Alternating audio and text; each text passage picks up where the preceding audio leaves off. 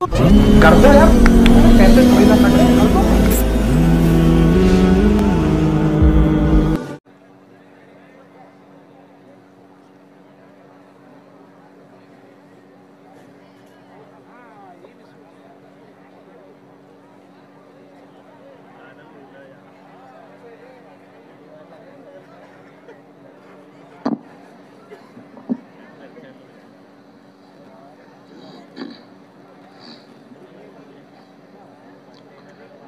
जमात में जाने वाले जो हजरात ज़रा हाथ ऊपर कर लें, जो जमातों में जा रहे हैं। माशाअल्लाह। अल्हम्दुलिल्लाहि व कफ़ा व सलामुन अला इबादिहिल्लज़ीना इस्तफ़ा। अम्मा बअदु फ़अऊज़ु बिल्लाहि मिनश शैतानिर रजीम। बिस्मिल्लाहिर रहमानिर रहीम। अलिफ लाम मीम ज़ालिकल किताबु ला रैब फ़ीहि हुदल लिलमुत्तक़ीन अल्लज़ीना युमिनून बिल ग़ैबि व युक़ीमून अस्सलाता व मिम्मा रज़क़नाहुम युनफ़िक़ून वल्लज़ीन युमिनून बिमा उन्ज़िला इलैक व मा उन्ज़िला मिन क़ब्लिक व बिल आख़िरति हुम यूक़िनून उलाइका अला हुदम मिन रब्बिहिम व उलाइका हुमुल मुफ़्लिहून। वक़ाल तआला वमन अहसनु क़ौलन मिम्मन दआ इलल्लाहि व अमिल सालिहा व क़ाल इन्ननी मिनल मुस्लिमीन। वला तस्तविल हसनतु वला सय्यिअ इदफ़अ बिल्लती हिय अहसन फ़इज़ल्लज़ी बैनक व बैनहु अदावतुन कअन्नहु वलिय्युन हमीम। वमा युलक़्क़ाहा इल्लल्लज़ीना सबरू वमा युलक़्क़ाहा इल्ला ज़ू हज़्ज़िन अज़ीम। सदक़ल्लाहुल अज़ीम। मुहतरम दोस्तों और बुज़ुर्गों, अल्लाह जल्ल जलालुहु व अम्मन वालुहु ने दुनिया को इम्तिहान की जगह बनाया है। यहाँ हर इंसान अपना इम्तिहान दे रहा है। इसमें जो कामयाब हो गया वो नजात पा लेगा, जन्नत में चला जाएगा, और जो यहाँ नाकाम हो गया वो हमेशा के लिए नाकाम रहेगा। हकीकी कामयाबी और नाकामी का फ़ैसला अल्लाह ताला क़यामत के दिन फरमाएगा। मन ज़ुहज़िहा अनिन नार व उदख़िलल जन्नत फ़क़द फ़ाज़, कि जो जहन्नम से बचा लिया गया और जन्नत में दाखिल कर दिया गया वो कामयाब है। वही आखिरी फ़ैसला होगा। बाकी दुनिया में इंसान जब तक है वो इम्तिहान में ही है। लियब्लुवकुम अय्युकुम अहसनु अमला, कि हम तुम्हें आज़मा रहे हैं। ये अल्लाह पाक का इरशाद है कि हम तुमको आज़मा रहे हैं कि तुम में अच्छा अमल लेकर कौन आता है। तो यहाँ आज़माइश उसी की है कि आदमी अपनी ज़िंदगी को अच्छे कामों में लगाता है या गलत कामों में लगा देता है, अल्लाह की मंशा के मुताबिक ज़िंदगी गुजारता है या अल्लाह की मंशा के ख़िलाफ़ ज़िंदगी गुजारता है। ये दो पहलू हैं ज़िंदगी के। या तो ज़िंदगी अल्लाह की मंशा, अल्लाह की मर्ज़ी के मुताबिक है, या फिर अल्लाह की मंशा और अल्लाह की मर्ज़ी के ख़िलाफ़ की ज़िंदगी है। अल्लाह की मंशा के मुताबिक ज़िंदगी है तो वो हुज़ूर सल्लल्लाहु अलैहि वसल्लम वाली ज़िंदगी है, आपके तरीक़े वाली ज़िंदगी है, जो कामयाबी की तरफ जा रहा है। और हुज़ूर के तरीक़े के ख़िलाफ़ ज़िंदगी है जो अल्लाह की मर्ज़ी के ख़िलाफ़ है, तो फिर वो आदमी नाकामी की तरफ जा रहा है। मन यब्तग़ि गैरल इस्लामी दीनन फ़लन युक़बल मिन्हु व हुव फ़िल आख़िरति मिनल ख़ासिरीन, कि जो भी इस्लाम के मुबारक रास्ते को, इस्लाम के मुबारक तरीक़े को छोड़कर ज़िंदगी गुजार रहा है वो हमेशा के एतबार से नाकाम हो जाएगा, वो उससे हरगिज़ कबूल नहीं किया जाएगा। तो इस आज़माइश में हमें खरा उतरना है और वो ज़िंदगी गुजारनी है जो ज़िंदगी हमसे अल्लाह चाहता है, जिस ज़िंदगी का हुज़ूर पाक सल्लल्लाहु अलैहि वसल्लम ने हमसे मुतालबा किया है कि जिस ज़िंदगी से इंसान इंसान कहलाता है, सही मानों में अल्लाह का बंदा कहलाता है, कि अल्लाह का बंदा है और हुज़ूर अलैहिस्सलातु वस्सलाम का नुमाइंदा है। जिस ज़िंदगी में बंदगी है, जीना मरना, उठना बैठना, सोना जागना, खाना पीना, और ज़िंदगी में जितने काम हैं جو بھی کام ہم کرتے ہیں وہ سارے کام ایسے ہوں جن کاموں سے اللہ راضی ہو رہا ہو۔ ایک پہلو یہ ہے کہ ان کاموں سے اللہ راضی ہو رہا ہے، اللہ خوش ہو رہا ہے اپنے بندے کی عبادت سے، اپنے بندے کی اطاعت سے اور اپنے بندے کی خدمت سے، یا اور دیگر جو کام زندگی کے ہیں، کھانا پینا، شادی بیاہ، چلنا پھرنا، دیگر ضروریات کا پورا کرنا، وہ اس طرح ہو رہا ہے کہ جس سے اللہ خوش ہو رہا، وہ اللہ کی رضا حاصل کرنے والے کام ہیں، اس لیے کہ حضور علیہ السلام کے طریقے پر ہے۔ اور اگر آپ کے طریقے کے خلاف ہے تو پھر وہ کام اللہ کو راضی کرنے والا نہیں ہے، اس کام سے اللہ راضی نہیں ہو سکتا۔ اس لیے کہ اللہ تعالیٰ نے اب قیامت تک آنے والے انسانوں کے لیے ایک طریقہ متعین کر دیا ہے، سب کے لیے۔ آپ کو آخری پیغمبر بنا کر بھیجا گیا ہے، اور آپ پر جو دین اتارا ہے وہ آخری دین ہے۔ الیوم اکملت لکم دینکم واتممت علیکم نعمتی، کہ آج ہم نے تمہارے دین کو مکمل کر دیا اور ہم نے نعمت کی تکمیل کر دی۔ وَرَضِيتُ لَكُمُ الْإِسْلَامَ دِينًا، اور تمہارے لیے اسلام کو منتخب کر لیا، پسند کر لیا۔ یہ اللہ کا پسندیدہ دین ہے، اس پر اللہ راضی ہے، اور یہ اللہ کا فیصلہ ہے، کسی بندے کا فیصلہ نہیں ہے، کسی بندے کا یہ فیصلہ نہیں، اللہ کا فیصلہ ہے۔ اس لیے اللہ تعالیٰ نے اپنے پیارے حبیب حضرت محمد الرسول اللہ صلی اللہ علیہ وسلم کے ذریعے سے پوری انسانیت پر رحم فرمایا ہے، پوری انسانیت پر، اور سب کو زندگی گزارنے کا ایک ایسا طریقہ عطا فرمایا، ایسا پاکیزہ طریقہ عطا فرمایا کہ ہر فرد، چاہے مرد ہو یا عورت ہو، فقیر ہو یا امیر ہو، ملازم ہو یا وہ خود مالک ہوں، حاکم ہو یا محکوم ہو، ہر ایک دنیا میں عزت کے ساتھ زندگی گزارے، جو ہر انسان کی جی کی چاہت ہوتی ہے۔ غریب آدمی بھی عزت چاہتا ہے،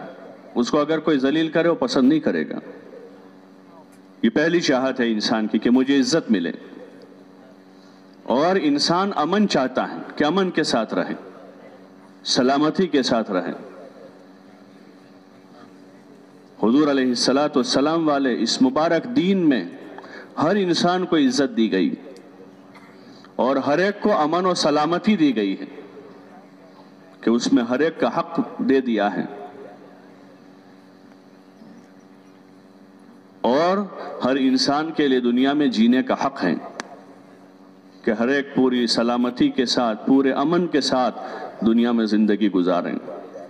باعزت رہیں، سلامت رہیں، خوشحال رہیں۔ اللہ پاک نے ایسا طریقہ عطا فرمایا ہے،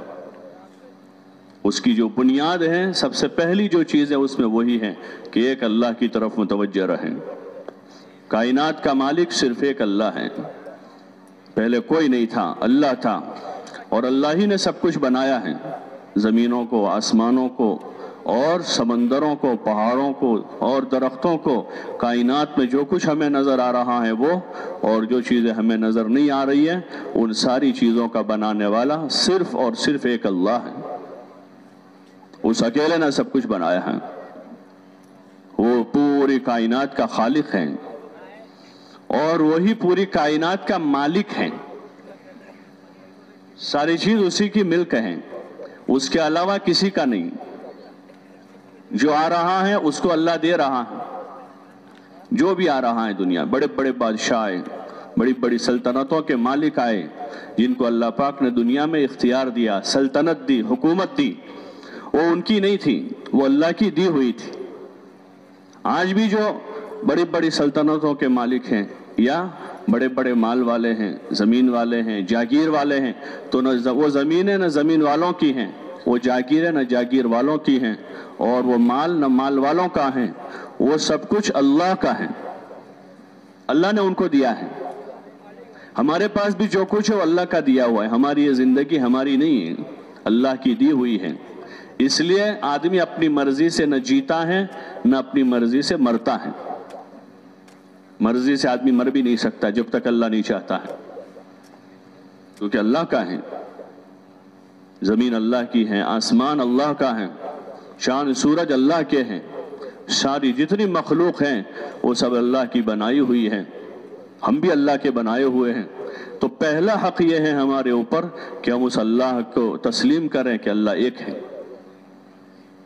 اس کے علاوہ دوسرا کوئی اللہ نہیں ہے. اللہ لا الہ الا ہو، اللہ، اس کے علاوہ دوسرا کوئی اللہ نہیں. الحی القیوم، وہ زندہ ہیں، اس کو موت نہیں ہے، اور وہ سارے کائنات کو تھامے ہوئے ہیں. پورا نظام اس کے چلانے سے چل رہا ہے، اپنے آپ نہیں چل رہا. سورج وقت پر طلوع ہو رہا ہے، وقت پر غروب ہو رہا ہے، موسم بدل رہے ہیں، رات سے دن اور دن سے رات ہو رہی ہے. یہ ساری چیزیں اللہ کے کرنے سے ہو رہی ہیں. تو ساری چیزیں بر وقت اپنا نظام چل رہا ہے، پورا صدیوں سے چل رہا ہے اور قیامت تک چلتا رہے گا. اس پوری دنیا کا نظام جب اللہ چاہے گا قیامت آئے گی تو یہ نظام درہم برہم ہو جائے گا. وہاں تک اللہ اسے چلاتا رہے گا، اور وہ اپنی قدرت سے چلا رہا ہے. وہ کسی کا محتاج نہیں ہے، وہ اپنی قدرت سے چلا رہا پورے نظام کائنات کو. اس کو کسی کی ضرورت نہیں ہے. اتنے بڑے سورج کو طلوع کر رہا ہے اور پھر وہ غروب ہو رہا ہے، بارشیں برس رہی ہیں، زمینوں سے غلے نکل رہے ہیں، اور روزانہ لاکھوں بچے پیدا ہو رہے ہیں. اور دوسرا جتنا سارا نظام چل رہا ہے یہ اللہ اپنی قدرت سے چلا رہا ہے. وَهُوَ عَلَى كُلِّ شَيْءٍ قَدِيرٌ، وہ ہر چیز پر قادر ہے، قدرت کاملہ کا مالک ہے. وہ کسی کا محتاج نہیں ہے. ہاں، وہ تنہا اکیلا ساری چیزوں پر قادر ہے.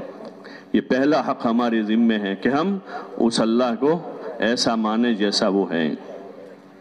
اس کی قدرت بڑی ہے، اس کے خزانے بڑے ہیں،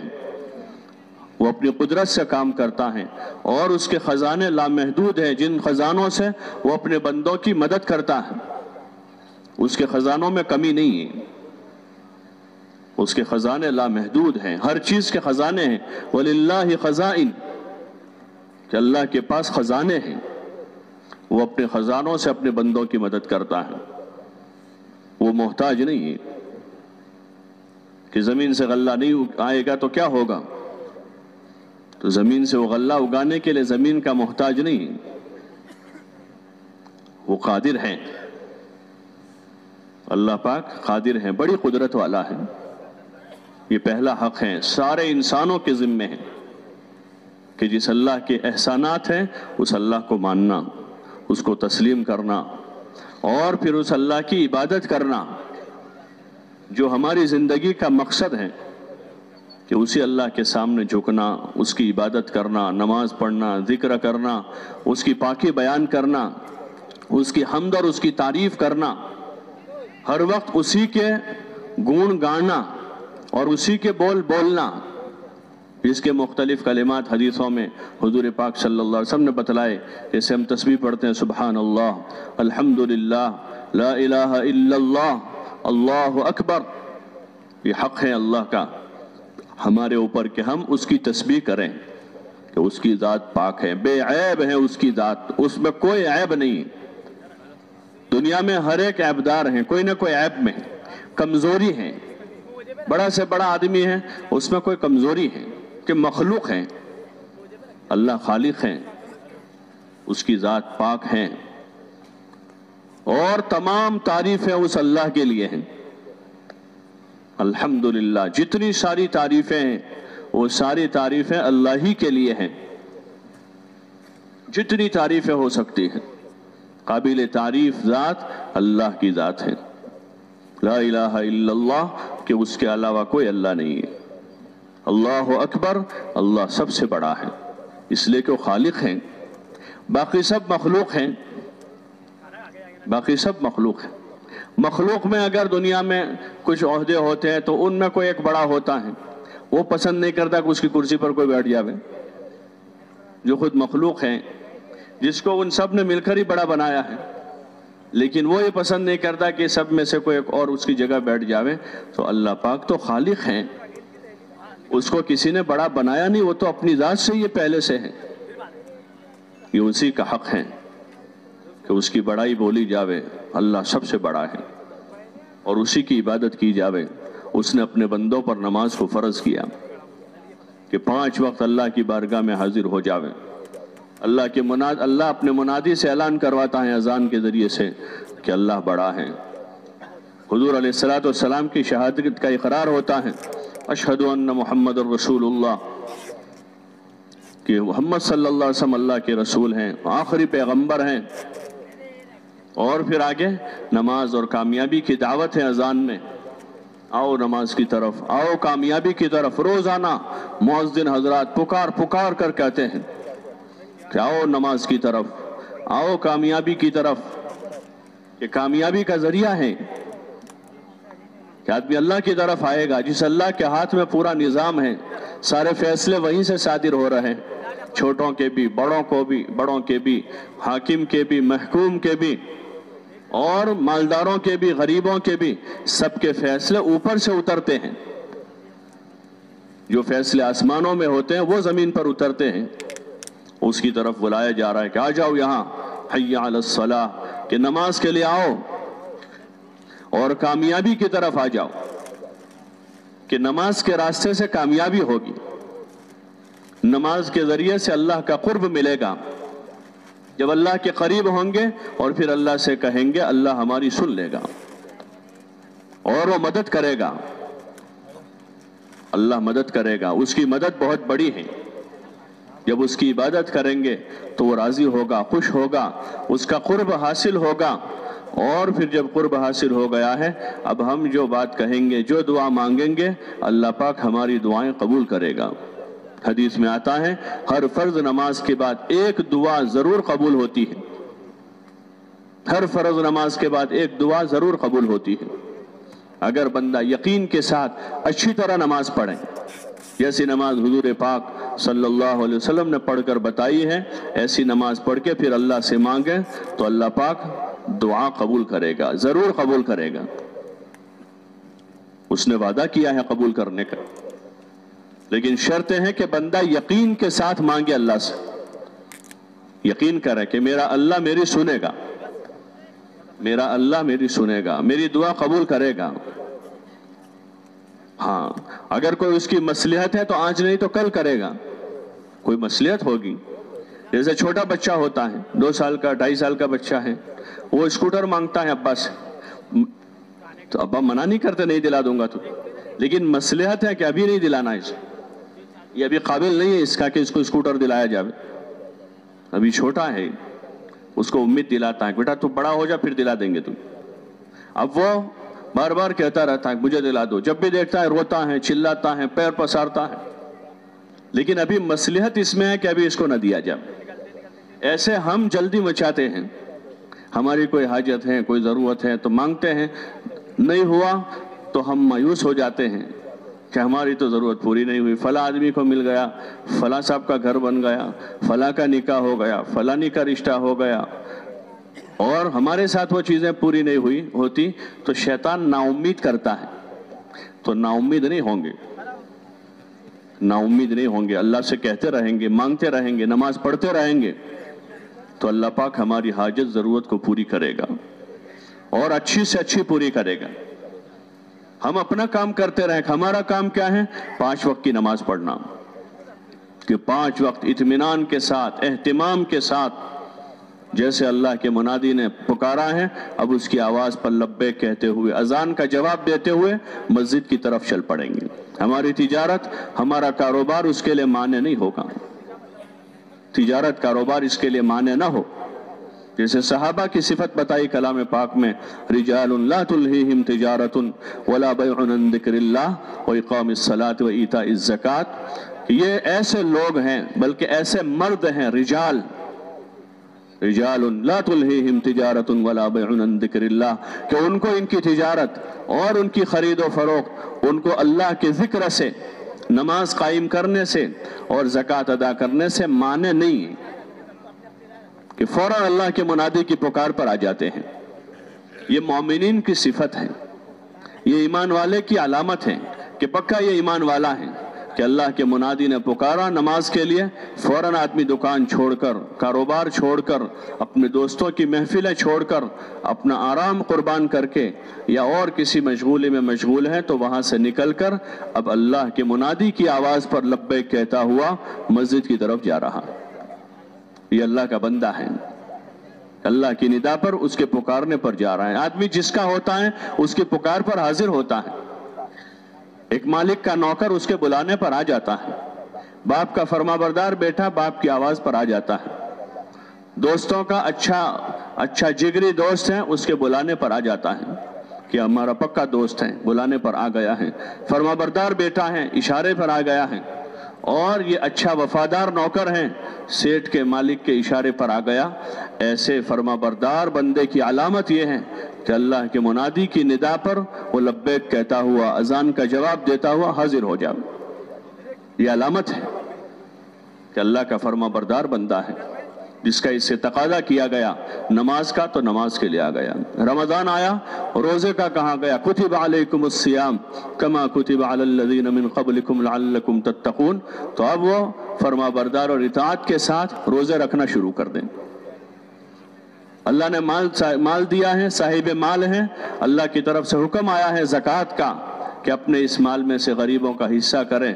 اور اس مال میں سے 40واں حصہ اللہ کے راستے میں خرچ کریں، تو پھر یہ بندہ اللہ کا حکم سمجھتا ہوا اپنے مال کا وہ حصہ اللہ کے ان بندوں کو جن کو دینے کا اللہ نے کہا ہے، اس کا حکم ہے وہ، تو حکم پورا کرتے ہوئے اپنے فرما برداری کا ثبوت دے دے گا کہ میں اللہ کا فرما بردار بندہ ہوں، اس اللہ نے مجھے مال دیا ہے تو یہ مال میں اس اللہ کے حکم پر ان لوگوں کو دے رہا ہوں جن کو دینے کا اللہ نے کہا ہے، اپنی مرضی سے نہیں۔ اللہ کی مرضی کیا ہے وہ علماء سے معلوم کریں گے کہ اس مال میں اللہ کی مرضی کیا ہے۔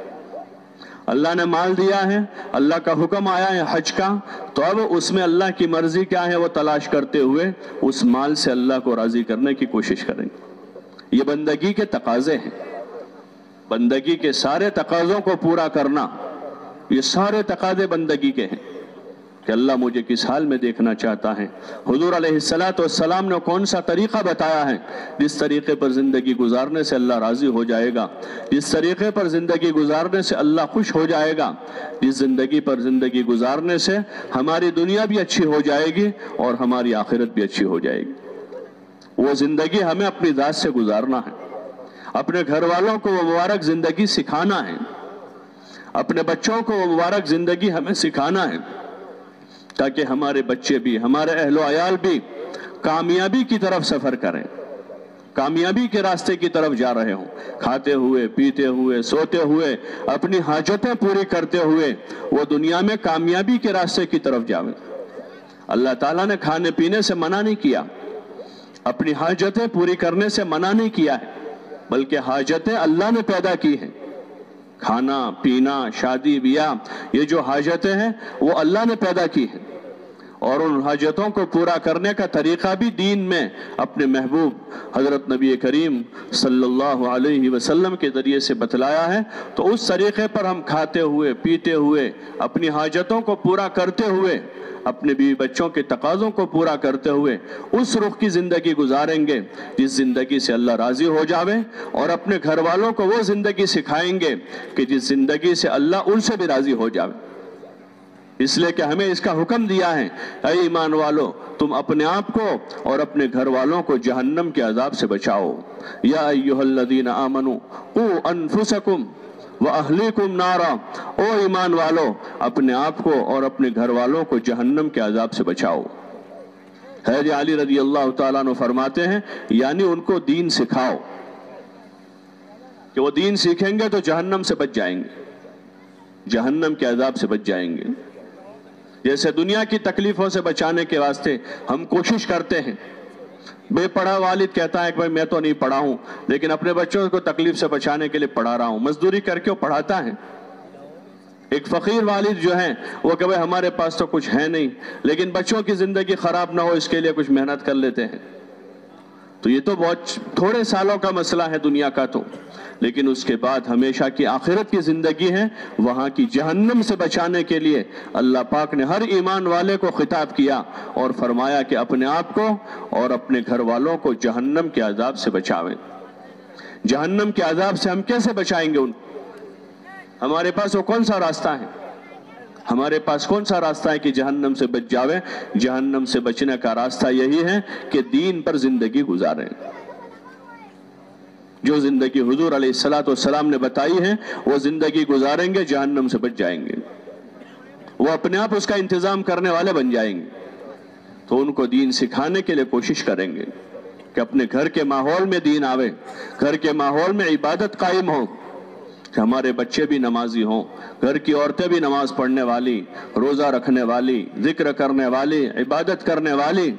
اور حضور علیہ السلام کی سے محبت کرنے والی اور آپ کے مبارک طریقوں کو سینے سے لگانے والی ہو۔ اور ہمارے گھر کے ماحول میں ہونے والا ہر کام اللہ کے حکم پر ہو رہا ہو، گھر کے ماحول میں ہونے والا ہر کام حضور علیہ السلام کے مبارک طریقے پر ہو رہا ہو، جتنے کام ہوں وہ اللہ کے حکم پر ہوں اور حضور کے مبارک طریقے پر ہوں۔ اس کا مکلف اللہ نے سب کو کیا ہے، یہ حکم اللہ کا ہے کہ اللہ کا حکم ہر گھر میں پورا کیا جاوے۔ رات دن صبح شام ہونے والے جو کام ہیں وہ اللہ کی مرضی کے مطابق ہوں۔ جیسے جس ملک میں انسان رہتا ہے اس ملک کے قانون کی رعایت کے ساتھ رہنا اس کا فریضہ ہے کہ ہمارے ملک کا قانون کیا ہے۔ قانون سے خلاف ورزی گناہ ہے، اس کو گناہ سمجھا جاتا ہے کہ قانون کے خلاف ہے، گناہ ہے اور گناہ کا کام نہیں کرنا ہے۔ ایک شریف آدمی گناہ کا کام نہیں کرے گا، قانون نہیں توڑے گا، یہ اس کی شرافت کی علامت ہے، یہ اس کی انسانیت کی علامت ہے کہ گناہ نہیں کرنا ہے، قانون کے خلاف نہیں کرنا ہے۔ قانون کے خلاف کرنا ایک جرم ہے، ایک گناہ ہے، اور گناہ کے ساتھ آدمی سکون سے نہیں رہ سکتا ہے۔ آدمی گناہ کر کے اپنے گھر میں چین سے نہیں رہ سکتا ہے۔ ایسے اللہ کی ذات سب سے اوپر ہے، ہاں سب کا مالک وہی ہے، وہ ایک اکیلا ہے۔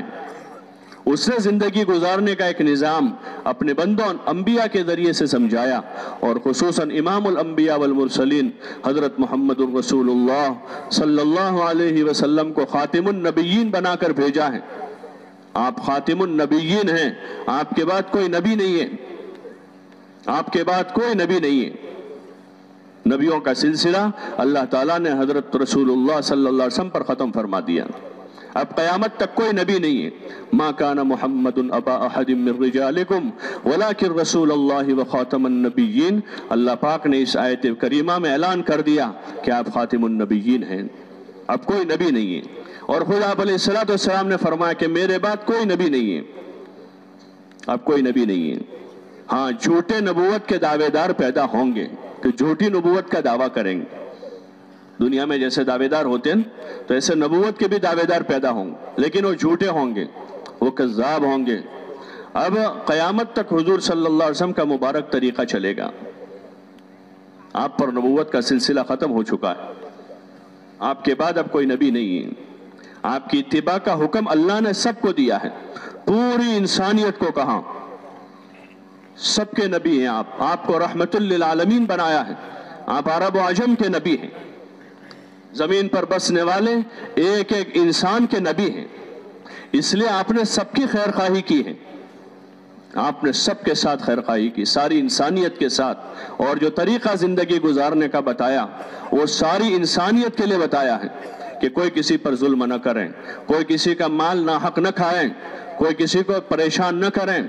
کوئی کسی کی غیبت نہ کریں، کوئی کسی کی چغلی نہ کریں، ہر ایک دوسروں کے ساتھ احسان کا معاملہ کریں، ایک دوسروں کی خدمت کریں، بھوکوں کو کھانا کھلاویں، پیاسوں کو پانی پلاویں، پریشان حالوں کی پریشانی کو دور کرنے کی کوشش کریں، کوئی کسی پر ظلم نہ کریں۔ انسان تو انسان، کسی جانور پر بھی جو ظلم کو روا نہیں رکھا،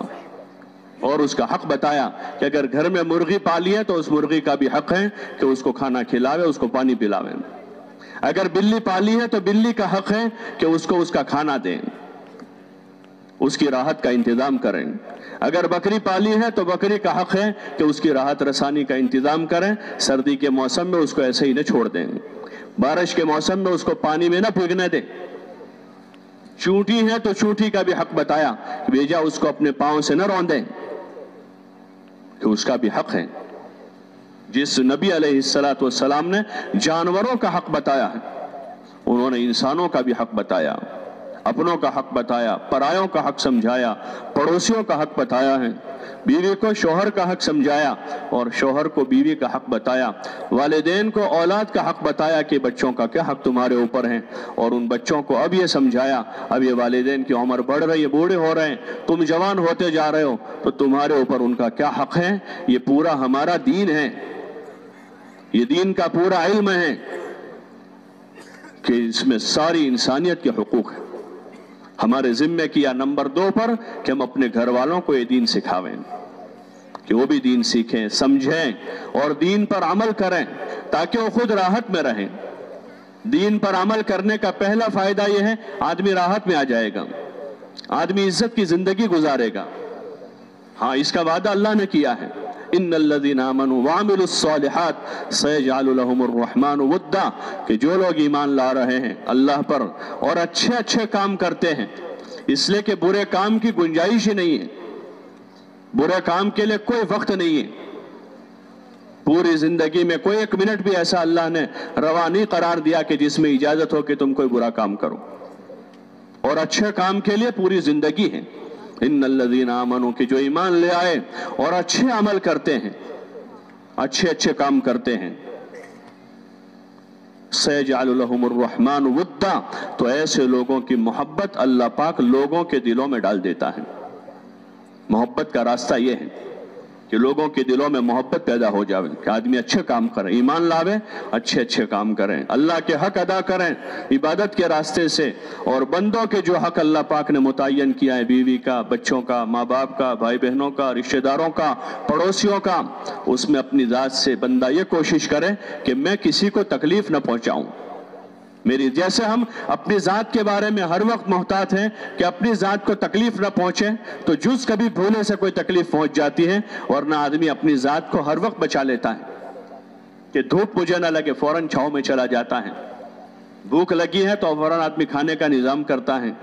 प्यास लगी है फौरन पानी का इंतजाम करता है, बीमार हो गया, खुद अपने पास पैसे नहीं है, लेकिन तकलीफ से बचाने के लिए आदमी कर्जा करके इलाज कर लेता है। ऐसे अगर बंदा ये तय करता है कि मैं अपनी जात से किसी और को भी तकलीफ न पहुंचाऊं, तो अल्लाह पाक उसको उसकी तौफीक दे देगा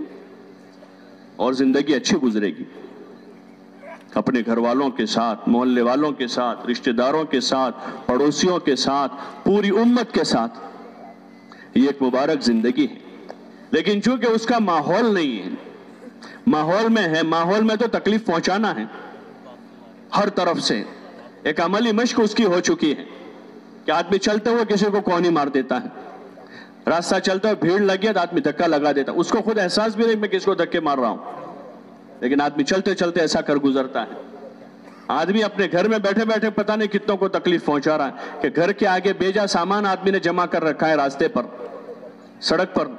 आदमी ने अपनी कार लगा दी है, बाइकें लगा दी, अंदर बैठा आराम से, लेकिन वो अपनी इन सामान के जरिए से, अपनी सवारी के जरिए से आने जाने वालों को कितनों को तकलीफ दे रहा है। वो एक जिंदगी आम हो चुकी है। इसलिए जो सही जिंदगी है उसको हमें सीखना होगा,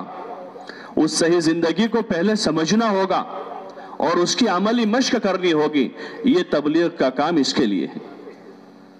कि सही जिंदगी कौन सी है, सही जिंदगी कौन से, जिसकी अमली मश्क करनी है। ईमान की अमली मश्क है, इबादत की अमली मश्क है, अखलाक की अमली मश्क है, खिदमत की अमली मश्क करनी है। ये तबलीग का काम इसके लिए है। हजरत मौलाना इलियास साहब रहमतुल्लाह अलैह से किसी ने पूछा कि आप इस काम के जरिए से क्या चाहते हैं, तो फरमाया इहयाउ जमीअ मा जा बिही रसूल सल्लल्लाहु अलैहि वसल्लम, कि रसूल सल्लल्लाहु अलैहि वसल्लम जिन चीज़ों को लेकर आए हैं उन सब चीज़ों को मैं जिंदा करना चाहता हूँ, कि वो मुबारक जिंदगी जो है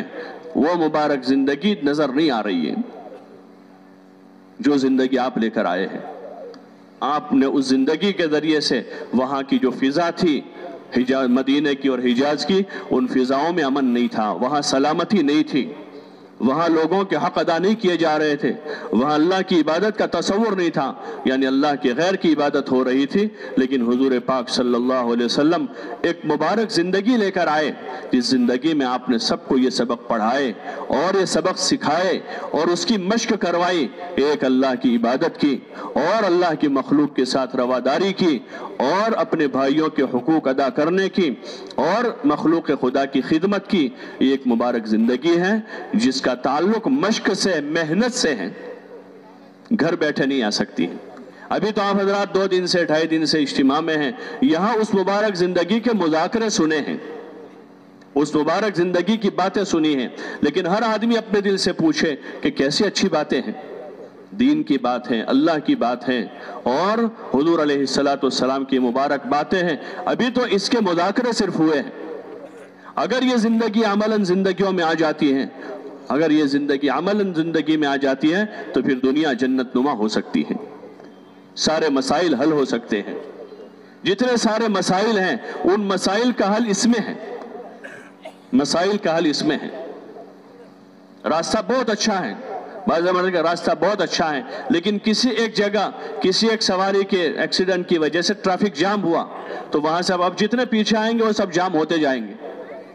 پورا جام لگ جاتا ہے 2, 4, 5, 10 کلومیٹر تک۔ پھر کوئی عقل مند آتا ہے، دیکھتا ہے بھئی کیا وجہ اس کی جام کی، وہ آتے آتے پتا چلا کہ بھئی یہ گاڑی کی وجہ سے جام ہوا ہے، ایک کرین لا کر اس گاڑی کو ذرا سائیڈ کر لیتے ہیں تو سارا راستہ کھل جاتا ہے۔ ارے یہی ہوتا ہے ابھی باوجود سارے اسباب کے جام لگا ہوا ہے دنیا میں سب جگہ۔ اسباب کی قلت نہیں ہے، مال کی کمی نہیں ہے، چیزوں کی کمی نہیں ہے، کپڑوں کی کمی نہیں ہے، پانی کی کمی نہیں ہے، اناج کی کمی نہیں ہے، لیکن جام لگا ہوا ہے بدنظمی کی وجہ سے۔ زندگی گزارنے کا طریقہ نہیں ہے، نہ رعایا کے پاس ہے نہ حاکم کے پاس ہے، نہ بڑوں کے پاس ہے نہ چھوٹوں کے پاس ہے، ہر ایک اپنی مرضی سے جی رہا ہے، جام لگا ہوا ہے، سب جگہ پریشانی ہے، کسی کی گاڑی آگے نہیں جا رہی ہے، غریب بھی پریشان ہے، وہیں مالدار بھی پریشان ہے، جوان بھی پریشان ہے، وہیں بوڑھا بھی پریشانی کا شکار ہے۔ وجہ یہ ہے کہ زندگی گزارنے کا صحیح طریقے کا پتہ نہیں ہے کہ کیسے زندگی گزاری جاوے، کیسے کھانا کھایا جاوے، کیسے کپڑا پہنا جاوے، کیسے نکاح کیا جاوے اور کیسے بچے پالے جاوے، کیسے ایک دوسروں کے ساتھ رہا جاوے۔ وہ ایک مبارک زندگی ایک مشق چاہتی ہے، یہ مشق چاہتی ہے۔ یہ راہ خدا میں اس لیے نکالا جاتا ہے کہ اللہ کے راستے میں نکل کر ہر مسلمان چاہے غریب ہو یا امیر ہو، ہر مسلمان راہ خدا میں نکل کر زندگی گزارنے کی مشق کریں، ایمان کی مشق کریں، عبادت کی مشق کریں، ذکر کی مشق کریں، دعا مانگنے کی مشق کریں، قرآن پڑھنے کی، اس کو سیکھنے کی مشق کریں، اور عملی زندگی کھانا، سونا، استنجا، اٹھنا بیٹھنا، ان چیزوں میں حضور صلی اللہ علیہ وسلم نے کیا تعلیم دی ہے اس تعلیم کو سیکھ کر عملی مشق کریں اور اپنے بھائیوں کی خدمت کریں اور چھوٹا بن کر اللہ کے راستے میں چلیں تاکہ وہ مبارک زندگی سیکھ لیں۔ اس کے لیے اگر 4 مہینے مانگے جائے تو کچھ زیادہ ہیں؟ ارے بولو نا بھائی، اگر یہ پوری زندگی سیکھنے کے لیے 4 مہینے مانگے جائے تو کچھ زیادہ ہیں؟ بول نہیں رہے بھائی، کچھ زیادہ ہیں تو لگائیں گے انشاءاللہ۔ کون کون لگائیں گے؟ سبھی طے کریں انشاءاللہ کہ اس مبارک زندگی گزارنے کے لیے تاکہ ہماری دنیا اور آخرت دونوں جہان اچھی ہو جاوے، انشاءاللہ 4 مہینے لگا کر یہ مبارک زندگی سیکھیں گے انشاءاللہ۔ اور ابھی جو جا رہے ہیں اللہ کے راستے میں، یہ سب جو راہ خدا میں نکلنے والے ہیں، ان کے لیے ہم دعا کریں گے کہ اللہ ان کا سفر آسان کر دے، کریں گے انشاءاللہ کہ اللہ ان کا سفر آسان کر دے، اور جس مقصد کے لیے جا رہے ہیں اللہ پاک اس مقصد میں کامیابی نصیب فرما دے۔ اور مقصد کیا ہے؟ اس راستے میں نہ مال مطلوب ہے اور نہ ملک مطلوب ہے، یہاں مطلوب دین ہے کہ اللہ پاک ہمیں بھی دین پر چلنے کی اور اس کو سیکھنے سمجھنے کی توفیق عطا فرما دے، اور اللہ پاک اس دین کو پوری دنیا میں زندہ کر دے۔ تو دعا کریں گے انشاءاللہ، ہم اپنے گھر رہتے ہوئے دعا کریں گے، وہ راہ خدا میں نکلیں گے، وہاں کام کریں گے، اور جو گھر جا رہے ہیں وہ گھر رہ کر دعا کرتے ہوئے کام بھی کریں گے، دعا کرتے ہوئے کہ گھر رہنے کے بھی اعمال ہیں کہ گھر رہ کر اپنا کام کاج کاروبار کے ساتھ کام ہے، یہ لوگ مستقل فارغ ہوئے ہیں تو وہاں نکل کر اعمال کریں گے۔ وہ چند اعمال ہیں जो अंबिया अलैहिमुस्सलातु वस्सलाम के अमाल थे, उनमें से बुजुर्गों ने मुरत्तब किए कि ये वो अमाल हैं जो अमाल हिदायत है, अमाल तरबियत है, जिससे इंसान की तरबियत होगी और आदमी हिदायत के रास्ते की तरफ जाएगा। ये चंद अमाल हैं जिन अमाल की हम सबको पाबंदी करनी है। करेंगे इंशाअल्लाह। जो जमातों में जा रहे हैं वहां जाकर मुस्तकिल करेंगे, उनका दूसरा और कोई काम नहीं होगा, 24 घंटे यही अमाल होंगे। जो घर की तरफ जाएंगे वो चूंकि घर बार कारोबार के साथ होंगे तो अपने घर बार और कारोबार के साथ इन अमाल को करना है, लेकिन नीयत बनाकर करना है कि ये अमाल हम इसलिए कर रहे हैं कि हमें हिदायत मिले। क्या मिले? हाँ, हिदायत मिले। काम सिर्फ काम के लिए नहीं है, दावत सिर्फ दावत के लिए नहीं है, और निकलना सिर्फ निकलने के लिए नहीं है, और घर रहकर मकाम पर काम करना वो काम काम के लिए नहीं है। जैसे कि आदमी कारोबार करता है तो कारोबार कारोबार के लिए नहीं है, खेती खेती के लिए नहीं है, बल्कि उससे आमदनी हासिल हो। कारोबार इस वजह से कि कारोबार करें तो माल आवे, जब माल आएगा तो घर बनेगा, शादियां होगी, जरूरतें पूरी होगी, बैलेंस जमा होगा, तो ये आमदनी हुई। ऐसे ये जो मेहनत है, दावत की मेहनत, चिल्ले 4 महीने में जाना या मकाम पर काम करना, ये काम काम के लिए नहीं है। इस काम के रास्ते से आमद हो, और आमद क्या है? हिदायत है, कि हमको हिदायत मिले, आमाल की तौफीक मिले, अल्लाह से ताल्लुक पैदा हो, हुजूर अलैहिस्सलातु वस्सलाम की मोहब्बत पैदा हो, आपकी सुन्नतों पर अमल करने का जज्बा पैदा हो, इंसानियत के हुकूक अदा करने का अंदर दाइया पैदा हो, और हर एक का हक अदा करते हुए दुनिया में जिंदगी गुजारने की हम कोशिश कर रहे हो। ये इस काम की आमद है। तो इसलिए तय करें इंशाअल्लाह कि इस काम को करते रहेंगे, करेंगे इंशाअल्लाह। इसके जो बुनियादी अमाल हैं उसमें एक तो दावत है कि हम दाई बन के रहें, हम अपनी इबादत के साथ, अपने अमाल के साथ, अपने जिक्र के साथ हम लोगों को भी दावत देंगे और इसके फायदे बताएंगे, ईमान का, नमाज का, इल्म का, अखलाक का, इकराम का और इखलास का, और राह खुदा में जान और माल लगाने के फायदे बताते रहेंगे,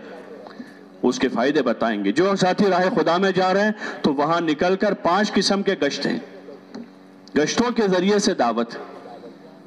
जो है वो गश्तों के रास्ते से है। और दावत का मैदान मस्जिद के बाहर है, मस्जिद में इबादत है, तालीम है, जिक्र है, दुआ है, वो सारे काम मस्जिद में है, और दावत मस्जिद के बाहर है। हुजूर अलैहिस्सलातु वस्सलाम ने 13 साल दावत दी मक्के में,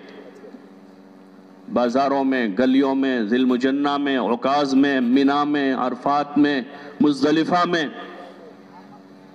लोगों को दावत दी, छोटों को, बड़ों को, गुलामों को, अकाओं को और फकीरों को, बच्चों को, सबको दावत दी हुजूर सल्लल्लाहु अलैहि वसल्लम। तो गश्तों के रास्ते से दावत है। जो राह खुदा में जा रहे हैं 5 किस्म के गश्त हैं। एक खुसूसी गश्त है जो उस इलाके के जो बाअसर लोग हैं, बाअसर लोग हैं, कोई मालदार लोग होते हैं, बाज़ जगह पढ़े लिखे लोग होते हैं, बाज़ जगह कोई सरपंच या उस कमेटी के इस किस्म के लोग होते हैं जिनको बाअसर लोग कहते हैं, मोहल्ले के वजनदार लोग हैं, तो उनके पास जाना है और इन गश्तों में ईमान के फायदे बोलने हैं जिसकी इस वक्त सबसे ज्यादा जरूरत है। दुनिया में मादे को बोला जा रहा, मादे को बोला, जमीन से निकलकर निकाली हुई चीजों को इतना कीमती बनाया, इतना कीमती कि सबसे ऊपर उसका रेट चढ़ा दिया और उसी को बोला जा रहा है। उन चीजों के फायदे बताए जा रहे हैं, मिट्टी का फायदा बताया जा रहा है, लोहे का फायदा बताया जा रहा है, पीतल का, तांबे का, सोने का, चांदी का। ईमान इन सब चीजों से ज्यादा कीमती है। ये सारा मादा खत्म होने वाला है। हमारे पास जो कलमा है ला इलाहा इल्लल्लाह मुहम्मदुर रसूलुल्लाह, ये कलमा सारी चीजों से कीमती है। हदीस पाक में आता है कि तराजू के एक पलड़े में 7 जमीन और आसमान को रख दिया जावे, सिर्फ जमीन नहीं, 7 जमीनों और 7 आसमानों को रखा जावे, और दूसरे पलड़े में ला इलाहा इल्लल्लाह मुहम्मदुर रसूलुल्लाह को रखा जावे। लरजहत बिहिन्न ला इलाहा इल्लल्लाह, कि ला इलाहा इल्लल्लाह वाला पलड़ा जो है इस पलड़े को हवा में उड़ा देगा। अल्लाह का नाम है, अल्लाह का कलमा है, अल्लाह की जात सबसे बड़ी जात है। हमारे पास वो ईमान है, ये सबसे बड़ी ताकत है, सबसे बड़ी ताकत ईमान की ताकत है। तो जमकर ईमान की दावत देनी है, एक एक भाई के पास जाकर उनको समझाना है कि कलमा बहुत कीमती है, ईमान बहुत कीमती है। اس سے قیمتی دنیا میں اور کوئی شے نہیں ہے، اس لیے کہ ساری چیزیں یہی چھوٹ جائے گی۔ موت کے وقت آدمی کلمہ پڑھتے ہوئے دنیا سے جائے گا، یہ کلمہ آدمی کو ہمیشہ ساتھ دے گا، ہمیشہ ساتھ دے گا۔ من قال آخر کلامہ لا الہ الا اللہ دخل الجنہ، حدیث پاک میں حضور علیہ السلام نے فرمایا کہ جس کا آخری کلمہ لا الہ الا اللہ ہے وہ ضرور جنت میں داخل ہوگا، وہ ضرور جنت میں جائے گا۔ جنت کے داخلے کا یہی سرٹیفکیٹ ہے، ایمان کی دعوت دینی ہے، کلمے کے فضائل بولنے ہیں، کلمے کی فضیلت بولنی ہے۔ جو کلمہ حضور علیہ السلام لے کر آئے، آپ نے مکے والوں کو جمع کیا اور کہا قولوا لا الہ الا اللہ تفلحوا، کہ لا الہ الا اللہ کہہ لو کامیاب ہو جاؤ گے۔ یہ کامیابی کا کلمہ ہے، دنیا اور آخرت دونوں جہان میں کامیابی کا کلمہ لا الہ الا اللہ محمد الرسول اللہ ہے۔ اس لیے ایمان کی دعوت دینی ہے، دیں گے انشاءاللہ دعوت، سب طے کرے کہ انشاءاللہ خوب دعوت دیں گے، اپنے گھر میں دعوت دیں گے، بیوی کو، بچوں کو، بھائیوں کو، بہنوں کو، اپنے محلے میں نکل کر دعوت دیں گے، جماعتیں بنا کر، اور جیسے راہ خدا میں جا رہے ہیں وہ وہاں جماعت بنا کر اس بستی میں جو خاص قسم کے لوگ ہیں ان کے پاس جا کر ایمان کا فائدہ بتاویں اور ان کو ذمہ داری کا احساس دلاویں کہ اس دنیا میں ہمارے ذمے کچھ کام ہیں جو کام اللہ نے کیے ہیں، ہم ذمہ دار ہیں اس دنیا میں، ہمارے ذمہ داریاں ہیں، اور دنیا ہے ہی ذمہ داریوں کو پورا کرنے کی جگہ ہے۔ جیسے جو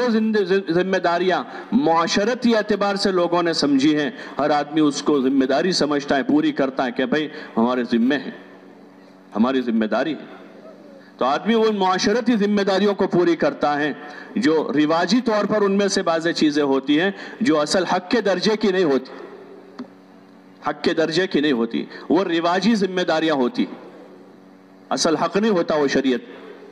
لیکن معاشرے میں رواج ہے اس کا، تو آدمی سمجھتا ہے کہ ہم کو جانا چاہیے، ہم کو حاضر رہنا چاہیے، حق کے طور پر نہیں ہے لیکن رواج ہے معاشرے کا۔ لیکن کچھ ذمہ داریاں ایسی ہیں جو اللہ پاک نے حق کے طور پر ہمیں دی ہیں، اس کے چھوٹنے پر عذاب ہے، وبال ہے، گناہ ہے، تو ہم ذمہ داری کا احساس دلائیں گے ان کو۔ دین پر چلنے کی ذمہ داری حق کے طور پر ہے، نماز پڑھنے کی ذمہ داری ایک حق کے طور پر ہے، روزہ زکوٰۃ کی ذمہ داری حق ہے، صاحب مال پر حج کرنا حق کے طور پر ایک ذمہ داری ہے، تو ہم ان کے پاس جا کر سمجھائیں گے کہ دنیا ذمہ داری پوری کرنے کی جگہ ہے، اللہ نے ایمان دیا ہے، بڑی نعمت ہے، اس ایمان کے ساتھ یہ اعمال ہیں،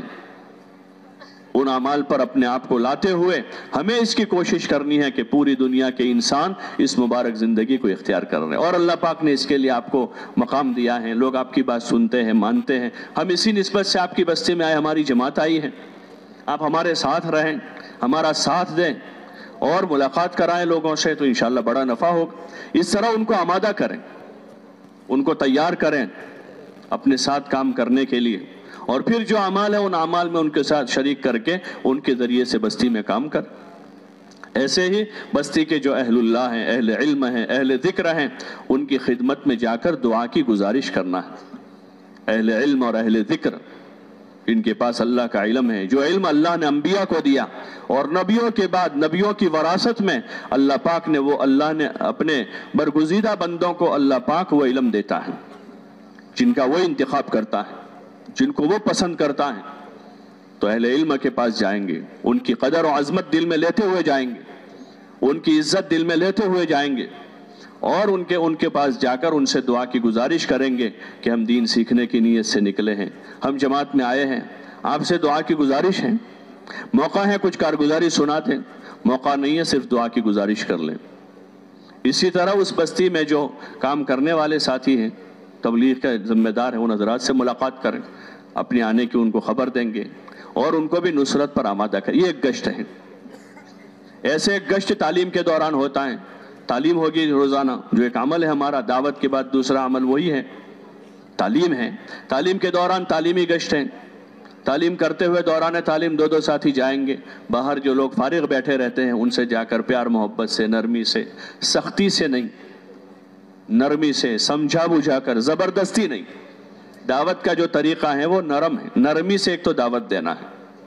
اور زبردستی کا سودا نہیں ہے، فضائل بتا کے تیار کرنا ہے، پکڑ کے اس کو نہیں لانا ہے، فضائل بتانے ہیں، اس لیے جیسا موقع ہے اگر موقع ہے وہیں ان سے تھوڑی بات کر کے ان کو تیار کر لیں، تیار کرنے کی بات کریں۔ تیار نہیں ہو رہا ہے تو ان کو دائی بنا کے چھوڑیں گے، زبردستی کھینچیں گے نہیں اس میں۔ یہ طریقہ نبیوں کا نہیں ہے، اور نہ اس محنت میں طریقہ ہے، بلکہ سمجھانا بجھانا ہے، محبتیں بانٹنا ہے اور چھوٹے بن کر جانا ہے۔ ہاں، چھوٹے بن کر جانا ہے، چاہے سامنے والا آدمی وہ جو ہے زیادہ دیندار نہیں ہے، نماز صلاۃ کا پابند نہیں ہے، لیکن ہم اپنے آپ کو بڑے سمجھ کے نہ جاوے ان کے پاس۔ گشتوں میں جا رہے ہیں، تواضع کے ساتھ جائیں گے، چھوٹے بن کر جائیں گے اور ان کو اپنے سے بہتر سمجھیں گے۔ کل ان کے پاس ایمان ہے، پتہ نہیں ان کا کون سا عمل بارگاہ خداوندی میں قبول ہو، وہ اللہ کے وہاں ان کا کوئی درجہ ہے، وہ ہمیں پتہ نہیں ہے۔ اس لیے چھوٹے بن کر جائیں گے۔ تعلیم کے دوران دو ساتھی جا کر ان کو سمجھا بجھا کے محبت سے، نرمی سے، خوشامد کر کے ان کو تیار کریں گے۔ تیار ہو گئے لے کر آ جائیں گے، تیار نہیں ہو رہے ہیں ان کو دائی بنا کے، بھائی صاحب اچھی بات ہے ابھی آپ جا رہے ہیں، اللہ آپ کے کام میں خوب برکت دے، دعائیں دیں، ناراض نہ ہوں۔ دائیوں کی یہ صفت ہے کہ ان کی بات نہیں سن رہے تو ہدایت کی دعا کریں گے، ان کے اسباب میں برکت کی دعا دیں گے تاکہ ان کے دل میں جگہ پیدا ہو، ان سے ناراض نہیں ہو جائیں گے یا ان پر سختی نہیں کریں گے۔ یہ ہمارے کام کا اسلوب ہے، محبت کے ساتھ کام ہے، یہاں لڑائی نہیں ہے، جھگڑا نہیں ہے، کسی کو حقیر سمجھنا نہیں ہے۔ ہاں، کسی کو حقیر نہیں سمجھیں گے بلکہ محبت کے ساتھ دعوت دیں گے، تیار ہو اس کو لائیں گے، اکرام کریں گے، بٹھائیں گے، اعمال میں لگائیں گے، اور موقع رہے گا خدمت کا تو ان کی خدمت کر دیں گے، چائے پلا دیں گے، کھانا کھلا دیں گے۔ اس طرح سے تیار کرنا ہے۔ تیسرا گشت ہمارا عمومی ہوگا، جماعت میں نکل کر روزانہ جو ہوتا ہے، دو نمازوں کے بیچ کا وقت فارغ کر کے کرتے ہیں۔ ہاں، وہ ایک بڑا اہم گشت ہے۔ اس محنت میں کہا کہ ریڑھ کی ہڈی ہے، یہ بڑا اہم عمل ہے۔ وہ 10 آدمیوں کی جماعت بن کر بستی میں گشت کرتی ہے، تو اس سے پہلے اس گشت کی اہمیت، ضرورت، فضائل بتاویں اور اس کے لیے تیار کریں، جذبات بناویں۔ یہاں بھی زبردستی نہیں ہے، فضائل بتا کر جذبات بنائیں گے تاکہ ہر آدمی یہ چاہے کہ میں گشت میں جاؤں اور میں دعوت دوں۔ دعوت دینے کے اور بات سمجھانے کے فضائل بتا کر تیار کریں گے گشتوں میں، اور پھر باہر محلے میں 10 آدمی نکل کر رہبر ہوگا، متکلم ہوگا، ایک آدمی ذمہ دار ہوگا، روزانہ گشت ہوگا ہی۔ ایک گھر گھر جا کر ایک مسلمان سے ملنا جو بہت بڑا اہم عمل ہے، جماعت میں نکل کر بھی، مقام پر رہ کر بھی، یہ ایک بہت بڑا کام ہے اس محنت میں، کہ 2 3 آدمیوں کی جماعتیں بنا کر ایک مسلمان کے پاس جا کر اس کی ملاقات کرنا۔ مقام پر ہیں تو کم از کم 2.5 گھنٹہ لگا کر یہ کام ہے، جو اپنی اپنی مسجدوں میں ہیں تو اپنے کام کاج میں سے، اپنے کاروبار میں سے، اپنی ضروریات میں سے 2.5 گھنٹہ فارغ کریں، 2 3 کی جماعتیں بناویں اور اپنے مسجد کے اطراف کے مکانوں کو تقسیم کر لیں۔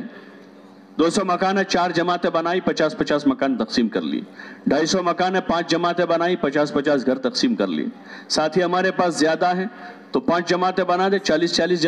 مکان تقسیم کر لیں، اور ایک مسلمان کے پاس صرف اللہ کے لیے ملاقات کے لیے جانا ہے۔ یہ ایک بہت بڑا عمل ہے۔ یہ اگر یہ قابو میں آ جاوے ہر مسجد کے اطراف میں تو انشاءاللہ ہماری مسجدوں کے اطراف میں کوئی بے نمازی نہیں رہے گا، اور جب نماز کی طرف لوگ آئیں گے تو نماز میں ایسی طاقت ہے، ان الصلاۃ تنہا عن الفحشاء والمنکر، کہ نماز برائیوں اور بے حیائی سے روک دیتی ہے۔ یہ ایک بہت بڑا طاقتور عمل ہے۔ 2.5 گھنٹے کے راستے سے ایک کے پاس جانا، ایک مسلمان کو وہ جہاں ہے وہاں اس سے ملاقات کر کے اس کے پاس بیٹھ کر اس کو سمجھانا اور اس کو اعمال کے لیے، دین کی دعوت کے لیے تیار کرنا۔ اب وہی آدمی 5 وقت نماز میں آئے گا، وہی آدمی نماز میں آئے گا، ذکر کرے گا، قرآن پڑھے گا، تعلیم میں بیٹھے گا تو مسجد آباد ہوگی۔ یہ ہے مسجد کی آبادی کا مطلب، کہ ایک مسلمان کے پاس جا کر اس مسلمان کو سمجھانا ہے ایمان اور اعمال کے لیے، اس مسلمان کو سمجھانا ہے دین کی دعوت اور محنت کے لیے، ہر مسلمان کو سمجھانا ہے اللہ کے حکم اور حضور صلی اللہ علیہ وسلم کے مبارک طریقے پر زندگی گزارنے کے لیے، اور پھر اسے تیار کرنا ہے دین کے لیے، دین کی دعوت کے لیے، تو اس کی آمد و رفت بڑھے گی۔ اب یہ مسجد والا بنے گا،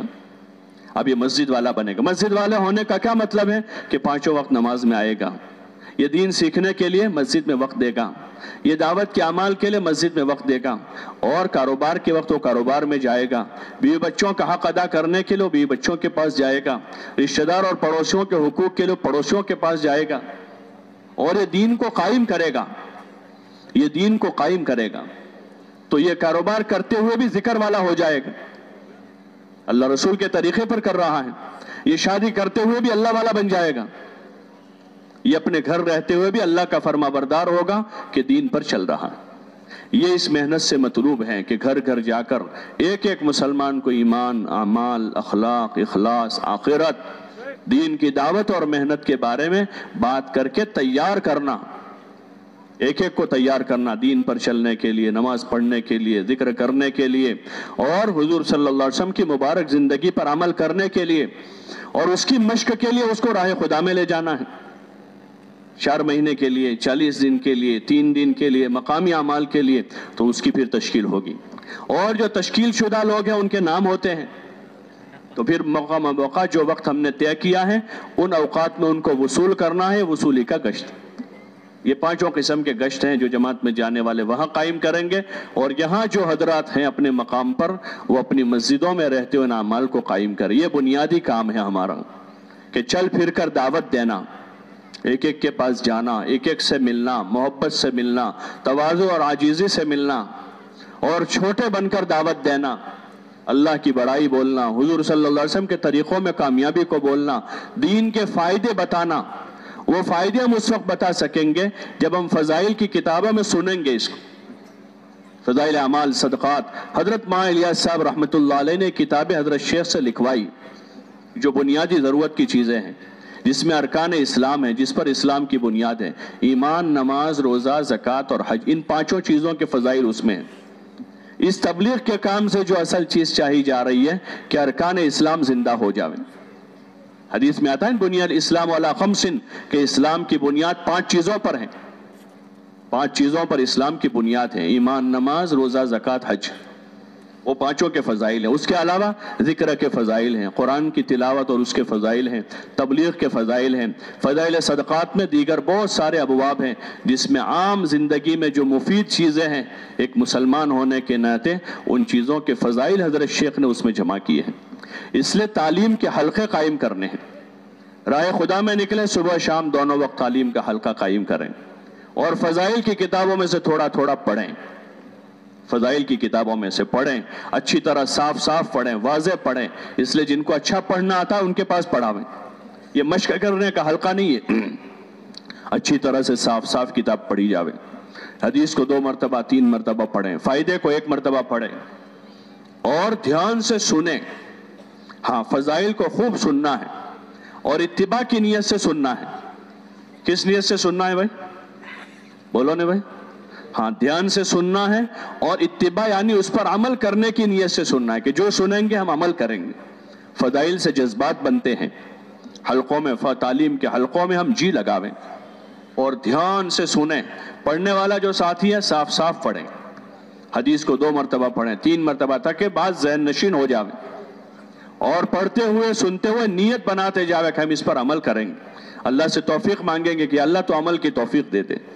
حضور صلی اللہ علیہ وسلم اچھے عمل کی اللہ سے توفیق مانگ رہے ہیں اور مدد مانگ رہے ہیں کہ اللہ اچھے عمل پر تو میری مدد فرما، حسن عبادت پر مدد فرما، ذکر پر، شکر پر مدد فرما۔ تو اچھی نیت کے ساتھ پڑھیں گے، اچھی نیت کے ساتھ سنیں گے، اور اللہ سے مدد مانگیں گے کہ اللہ تو ہمارے لیے ان چیزوں پر عمل کرنا آسان کر دے، تو ہماری مدد کر دے۔ تو انشاءاللہ 1 دن، 2 دن، 3 دن، 4 دن تعلیم میں جو چیزیں سنیں گے انشاءاللہ اللہ پاک اس کی عمل کی توفیق دے دے گا، زندگی بدلنا شروع ہو جائے گی۔ یہ مقصد ہے اس کام کا، یہ مقصد ہے تعلیم کا کہ ہم عمل والے بن جاویں، فضائل سن کر عمل کرنے والے بنیں۔ اس لیے خوب جی لگاویں، جان کھپاویں تعلیم میں۔ جو جماعت میں جا رہے ہیں ان سے بھی گزارش ہے کہ تعلیم میں خوب جی لگاویں، دھیان سے سنیں، ادب سے بیٹھیں گے، اللہ کے گھر میں بیٹھے ہوں گے، اللہ کے رسول صلی اللہ علیہ وسلم کی مبارک باتیں سن رہے ہوں گے تو باوضو بیٹھیں گے، باادب بیٹھیں گے، دھیان سے سنیں گے، عمل کی نیت کریں گے، انشاءاللہ اللہ پاک عمل والا بنا دے گا۔ اور جو ہمارے بھائی مقام پر گھروں کی طرف جا رہے ہیں تو مسجد میں ایک وقت تعلیم کا حلقہ قائم کرتے ہیں، فضائل کا حلقہ ایسی کسی ایک نماز کے بعد جس پر سب کا جڑنا جمع ہونا آسان ہے، تو اپنی اپنی مسجدوں میں حلقے قائم کر کے ان فضائل کو خوب پڑھیں گے، سنیں گے۔ بھئی سنیں گے انشاءاللہ؟ کون کون سنیں گے؟ اللہ سب کو توفیق عطا فرما دے۔ اور اسی حلقے کو اپنے گھر میں بھی قائم کرنا ہے، اپنے بیوی بچوں کو لے کر بیٹھیں، سب جگہ فضائل کے حلقے قائم کریں گے تو فضائل عام ہوں گے، سنیں گے، فضیلتیں جتنی سنیں گے جذبات بنیں گے۔ 5 سال کا بچہ حفظ کی فضیلت سن رہا ہے تو اس کا قرآن یاد کرنے کا جذبہ پیدا ہوگا۔ 15 سال کی بیٹی جو ہے وہ نماز کے فضائل سنے گی، اپنے گھر میں نماز قائم کرے گی۔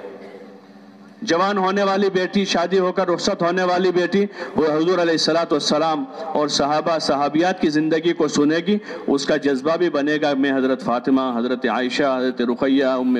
حبیبہ ان رضی اللہ تعالیٰ عنہن، ان کے جیسی میں زندگی گزاروں۔ یہ ایک آسان طریقہ ہے ذہن سازی کا، اور حضور صلی اللہ علیہ وسلم صحابہ والی مبارک زندگی کو عام کرنے کا یہ بہت آسان طریقہ ہے کہ گھروں میں بھی تعلیم کے حلقے قائم کر دیے جاوے۔ یہ خاموش دعوت، سنتے رہیں گے، وہ سنتے رہیں گے، دھیرے دھیرے جذبات بنتے رہیں گے۔ اس وقت چونکہ بے دینی کو سنا، رسم و رواج کو سنا ہے، تو بچوں کے بھی وہی مزاج ہیں، جذبات ہیں رسم پوری کرنے کے، جذبے پورے کرنے کے۔ بوڑھی عورتوں کے بھی وہی جذبات ہیں شادی بیاہ میں، خوشی غمی میں، کہ قوم اور سماج کے رسم و رواج کو پورے کیے جاوے۔ حضور صلی اللہ علیہ وسلم کی سنت شریعت کو، اللہ کے حکموں کو سنا ہی نہیں ہے، حکم کو پورا کرنے کے فضائل کو انہوں نے سنا ہی نہیں ہے۔ جب وہ حکم کے پورے کرنے کی فضیلتوں کو سنیں گے تو انشاءاللہ ان کے جذبات بنیں گے حکم پورا کرنے کے، اور فضیلتوں کو حاصل کرنے کا جذبہ بنے گا۔ تو فضیلتوں کو حاصل کرنے کے لیے قربانیاں دیں گے، گھر کی عورتیں قربانی دے گی، بچے قربانی دیں گے کہ ہم کو فضیلت حاصل ہو، اللہ ہمیں اجر دے، اللہ ہمیں بدلہ دے، اللہ راضی ہو جاوے، حضور صلی اللہ علیہ وسلم والی برکتیں ہمیں حاصل ہو جاوے۔ اس کا راستہ یہ ہے کہ ہم سنانا شروع کر دیں، گھر میں تعلیم کرے پابندی سے، تو انشاءاللہ اللہ نے چاہا اس تعلیم کے راستے سے گھر میں فضا بنتی جائے گی، نماز کی، عبادت کی، ذکر کی، تلاوت کی، حضور صلی اللہ علیہ وسلم کی سنتوں کی، مسنون دعاؤں کی، سادگی اور حیا کی، جو صفتیں ہیں بنیادی ایمان والوں کی، کہ وہ عبادت گزار ہو، حیا والا ہو، سادگی والا ہو، تواضع والے ہوں، یہ ایمان والوں کی صفتیں ہیں، سچے ہوں، امانت دار ہوں، دیانت دار ہوں، یہ صفتیں ہیں مومنین کی۔ جب یہ چیزیں انشاءاللہ وجود میں آئے گی تو اس کے ساتھ ساتھ یہ ساری صفتیں وجود میں آ جائے گی، تو تعلیم کریں گے انشاءاللہ۔ اور اس کے ساتھ گاہے گاہے یہ 6 صفات جو ہے اس کا مذاکرہ کریں، ایمان، نماز، علم، ذکر، اخلاق، اخلاص اور راہ خدا کی محنت۔ گھر والوں کے سامنے بھی ان چیزوں کو کھولیں، وہ بھی سنیں، ان کے بھی جذبات بنیں، اور ان کے اندر بھی دعوت دینے کا داعیہ پیدا ہو، بچے بھی داعی بنے ہمارے ایمان و عمل کے، آخرت کے، گھر کی عورتیں بھی داعی بنیں کہ وہ بچیوں کو دعوت دے رہی ہو، وہ اپنی بھائیوں بہنوں کو دعوت دے رہی ہو۔ گاہے گاہے صفتوں کا مذاکرہ کریں اور اس کی فضیلتوں کو بولیں تاکہ وہ دوسروں کو سنانے والے بنیں۔ گھر میں ماں بیٹی کو سنا رہی ہو، بیٹی ماں کو سنا رہی ہو، بہن اپنی بہن سے بات کر رہی ہے تو ایمان کی، عمل کی بات کر رہی ہے، حضور کی سنت کی بات کر رہی ہے، رسم و رواج کی باتیں پھر گھر سے ختم ہو جائے گی۔ اس وقت ہم عموماً دیکھتے ہیں کہ ہمارے گھروں میں جو مذاکرے اور باتیں ہیں، تو کیا باتیں ہیں؟ جو موقع ہے اس وقت کی رسم کیا ہے، اس وقت کا رواج، شادی ہے تو شادی کی رسم کیا ہے، جنازہ ہو گیا تو اس وقت کے رواج کیا ہے، وہ لوگ یاد دلاتے ہیں، دیکھو یہ بھی رواج ہے، دیکھو یہ کرنے کا ہے، دیکھو، حالانکہ اس کی کوئی اصل نہیں ہے، شریعت سنت پہ کوئی اصل نہیں، لیکن اس کو یاد دلانے والے 10 آتے ہیں، بھئی یہ رہ گیا، وہ رہ گیا، جس کی کوئی اصل نہیں ہے، کیونکہ اس کے مذاکرے ہیں۔ یہ تعلیم کے راستے سے گھروں میں انشاءاللہ ایمان عمل کی بات ہوگی، اور حضور صلی اللہ علیہ وسلم کی مبارک زندگی اور آپ کے طریقوں کی بات ہوگی، تو انشاءاللہ اللہ کی ذات سے امید ہے ہمارے گھروں سے اپنے آپ رسم و رواج ختم ہو جائیں گے اور طریقے زندہ ہو جائیں گے حضور صلی اللہ علیہ وسلم کی۔ تو اس لیے تعلیم کے راستے سے ہمیں اس کو چلانا ہے، چلائیں گے انشاءاللہ۔ کون کون نیت کرتے ہیں کہ پابندی سے تعلیم کریں گے؟ اس عمل کو ہمیں یہاں سے لے کر جانا ہے، تاکہ جو دوسرے نمبر کی ذمہ داری، جس کو ابھی میں نے عرض کیا تھا، اپنے اہل و عیال کی، وہ ذمہ داری ہم اچھی طرح سے پوری کریں، اور محلے میں گشتوں کے راستے سے ہمیں وہ ذمہ داری جو ہمارے قرب و جوار کے لوگوں کا حق بنتا ہے ہمارے اوپر ان کو سمجھنے سمجھانے کا، تو گشتوں کے راستے سے اس کو پورا کریں گے، دوسرے گشتے کے راستے سے شہر کے اطراف اور کناروں کو کور کریں گے، اور 3 دن کے راستے سے اپنے قرب و جوار کے وہ دیہات جہاں مسلمان قسم پرس ہیں، اذان نہیں ہے، نماز نہیں ہے، وہاں بچوں کی تعلیم کا نظام نہیں ہے، ہمارے اوپر حق بنتا ہے، ان پر کوئی دنیاوی حال آتا ہے ہم فکر کر لیتے ہیں، ان کی کھانے پینے کا ان کے لیے کوئی نظام کرنا ہے۔ اللہ کا فضل ہے کہ مسلمان ایک دوسروں کی خیر خواہی کر لیتے ہیں، یہ بہت بڑی خیر خواہی ہے کہ ہم ان کے دین کے بارے میں، ان کے ایمان و عمل کے بارے میں، ان کی آخرت کے بارے میں ہم فکر مند ہو جاویں، اور قربانی دے کر ہر مہینے 3 دن اپنے یہاں سے جماعتیں بنا کر قرب و جوار میں جاوے، جہاں قسم پرس مسلمان آباد ہیں، جن کے پاس زیادہ دین نہیں ہے، ان کے پاس جائیں گے، ہمدردی اور خیر خواہی لے کر جائیں گے، اپنے اندر قوت اور مضبوطی پیدا کرنے کی نیت سے ہم ان کو دعوت دیں گے، ان کو حقیر سمجھ کر نہیں، ان کو ہم سے کمتر سمجھ کر نہیں، ان میں بہت سے وہ ہوں گے جو ہم سے بہت آگے ہوں گے، ہاں اس لیے انہیں حقیر نہیں سمجھیں گے، بلکہ ہم اپنے اندر ان عملوں کی مشق کرتے ہوئے، اپنے اندر ان چیزوں کو لانے کی نیت کے ساتھ ان کو بھی دعوت دیں گے کہ وہاں سب جگہ اذان شروع ہو، نماز شروع ہو، اعمال شروع ہوں، اور فرائض، اللہ کے فرائض وہاں زندہ ہو جاوے، بچوں کی تعلیم و تربیت کا نظام ہو جاوے، اور وہاں کی جو عورتیں ہیں وہ ان عورتوں میں بھی دین زندہ ہو، اس پوری نیت کے ساتھ وہاں جائیں گے اور ان کو اس کے لیے تیار کریں گے، آمادہ کریں گے، کھلا کر پلا کر، ان کے ساتھ ہم رواداری کر کے محبت اور اخلاق کے ساتھ، جو اس کام کا سب سے بڑا جوہر ہے، محبت کے ساتھ کام کریں گے، اخلاق سے کام کریں گے، کوئی ہمارے ساتھ برا سلوک کر رہا ہے ہم اچھا سلوک کریں گے، ہاں سمجھنے سمجھانے کی بات ہوگی، لڑنے لڑانے کی بات نہیں ہے، یہاں لڑائی جھگڑا نہیں ہے، بلکہ سمجھنا سمجھانا ہے، خود بھی سمجھنا ہے اور اپنے ایمان والے بھائیوں کو بھی دین، ایمان، اعمال، اخلاق، آخرت، ان ساری چیزوں کو فضائل کے راستے سے سمجھانا ہے، تاکہ ایک ایک مسلمان ان کاموں کو اپنی جگہ پر قائم کر لیں اور وہ ایک مبارک زندگی گزارنا شروع کر دیں، جس زندگی سے اللہ راضی ہو جاتا ہے۔ تو اس کی نیت کرتے ہیں انشاءاللہ سبھی، اور پھر سال پورا ہوتے ہوئے سال بھر یہ کرتے رہیں گے، اور سال میں کم از کم ایک چلہ، 40 دن بہت تھوڑا وقت ہے، زیادہ نہیں ہے،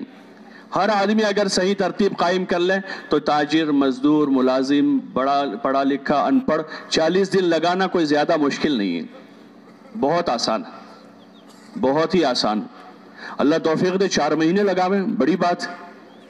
کہ آدمی سال میں 4 مہینے رہے، اللہ پاک 8 مہینے میں اس کے باقی کاموں کو بنا دے گا، روزی اللہ دے دے گا، اور قربانی آدمی کی بڑھ جائے گی۔ نہیں ہو رہا ہے تو کم از کم 40 دن کسی حال میں اپنی نیت بنا لیں، ترتیب قائم کر لیں کہ 40 دن کا اپنا وقت، اپنا مہینہ طے کر کے ہمیں جماعت بنا کر مختلف علاقوں میں جانا ہے، ہاں ملک کے دیگر صوبوں میں جانا ہے اور علاقوں میں جانا ہے، اور وہاں جا کے ہمیں اپنا دین سیکھتے ہوئے، اپنے دین پر اچھی طرح مشق کرتے ہوئے ہمیں دوسروں کو پہنچانا ہے۔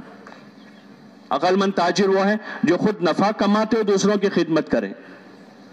لیکن جو گھاٹا کھاتے ہوئے کاروبار کرتا ہے وہ عقل مند ہے بھائی، کہ خود کے اعمال کی پابندی کے ساتھ نماز بن رہی ہے، ذکر کی توفیق ہو رہی ہے، اخلاق کو درست کرتے ہوئے، اللہ کے راضی کرنے کے جذبے سے انسانوں کے حقوق ادا کرتے ہوئے آدمی دوسروں میں بھی ان چیزوں کو منتقل کرنے کے لیے سال میں کم از کم اپنی چلے کا نظام بناوے، اللہ توفیق دے 4 مہینے کی ہمت کرے، تو اس طرح سے ان اعمال کو قابو میں لانا ہے۔ تو نیت کرتے ہیں انشاءاللہ سبھی جو جا رہے ہیں، وہ اللہ ان کے سفر کو آسان کرے، قبول کرے، وہ وہاں ان سارے چیزوں کی پابندی کریں گے، گشتوں کی، تعلیم کی، اور خوب سیکھنا سکھانا ہے۔ ایک تو اجتماعی تعلیم فضائل کی ہے، لیکن انفرادی طور پر کلمہ صحیح کرنا ہے، نماز صحیح کرنی ہے، وضو صحیح کرنا ہے، اور زندگی کے جو فرائض ہے، بنیادی چیزیں ہیں، اس کو اچھی طرح سے حاصل کرنا ہے، سیکھنا ہے۔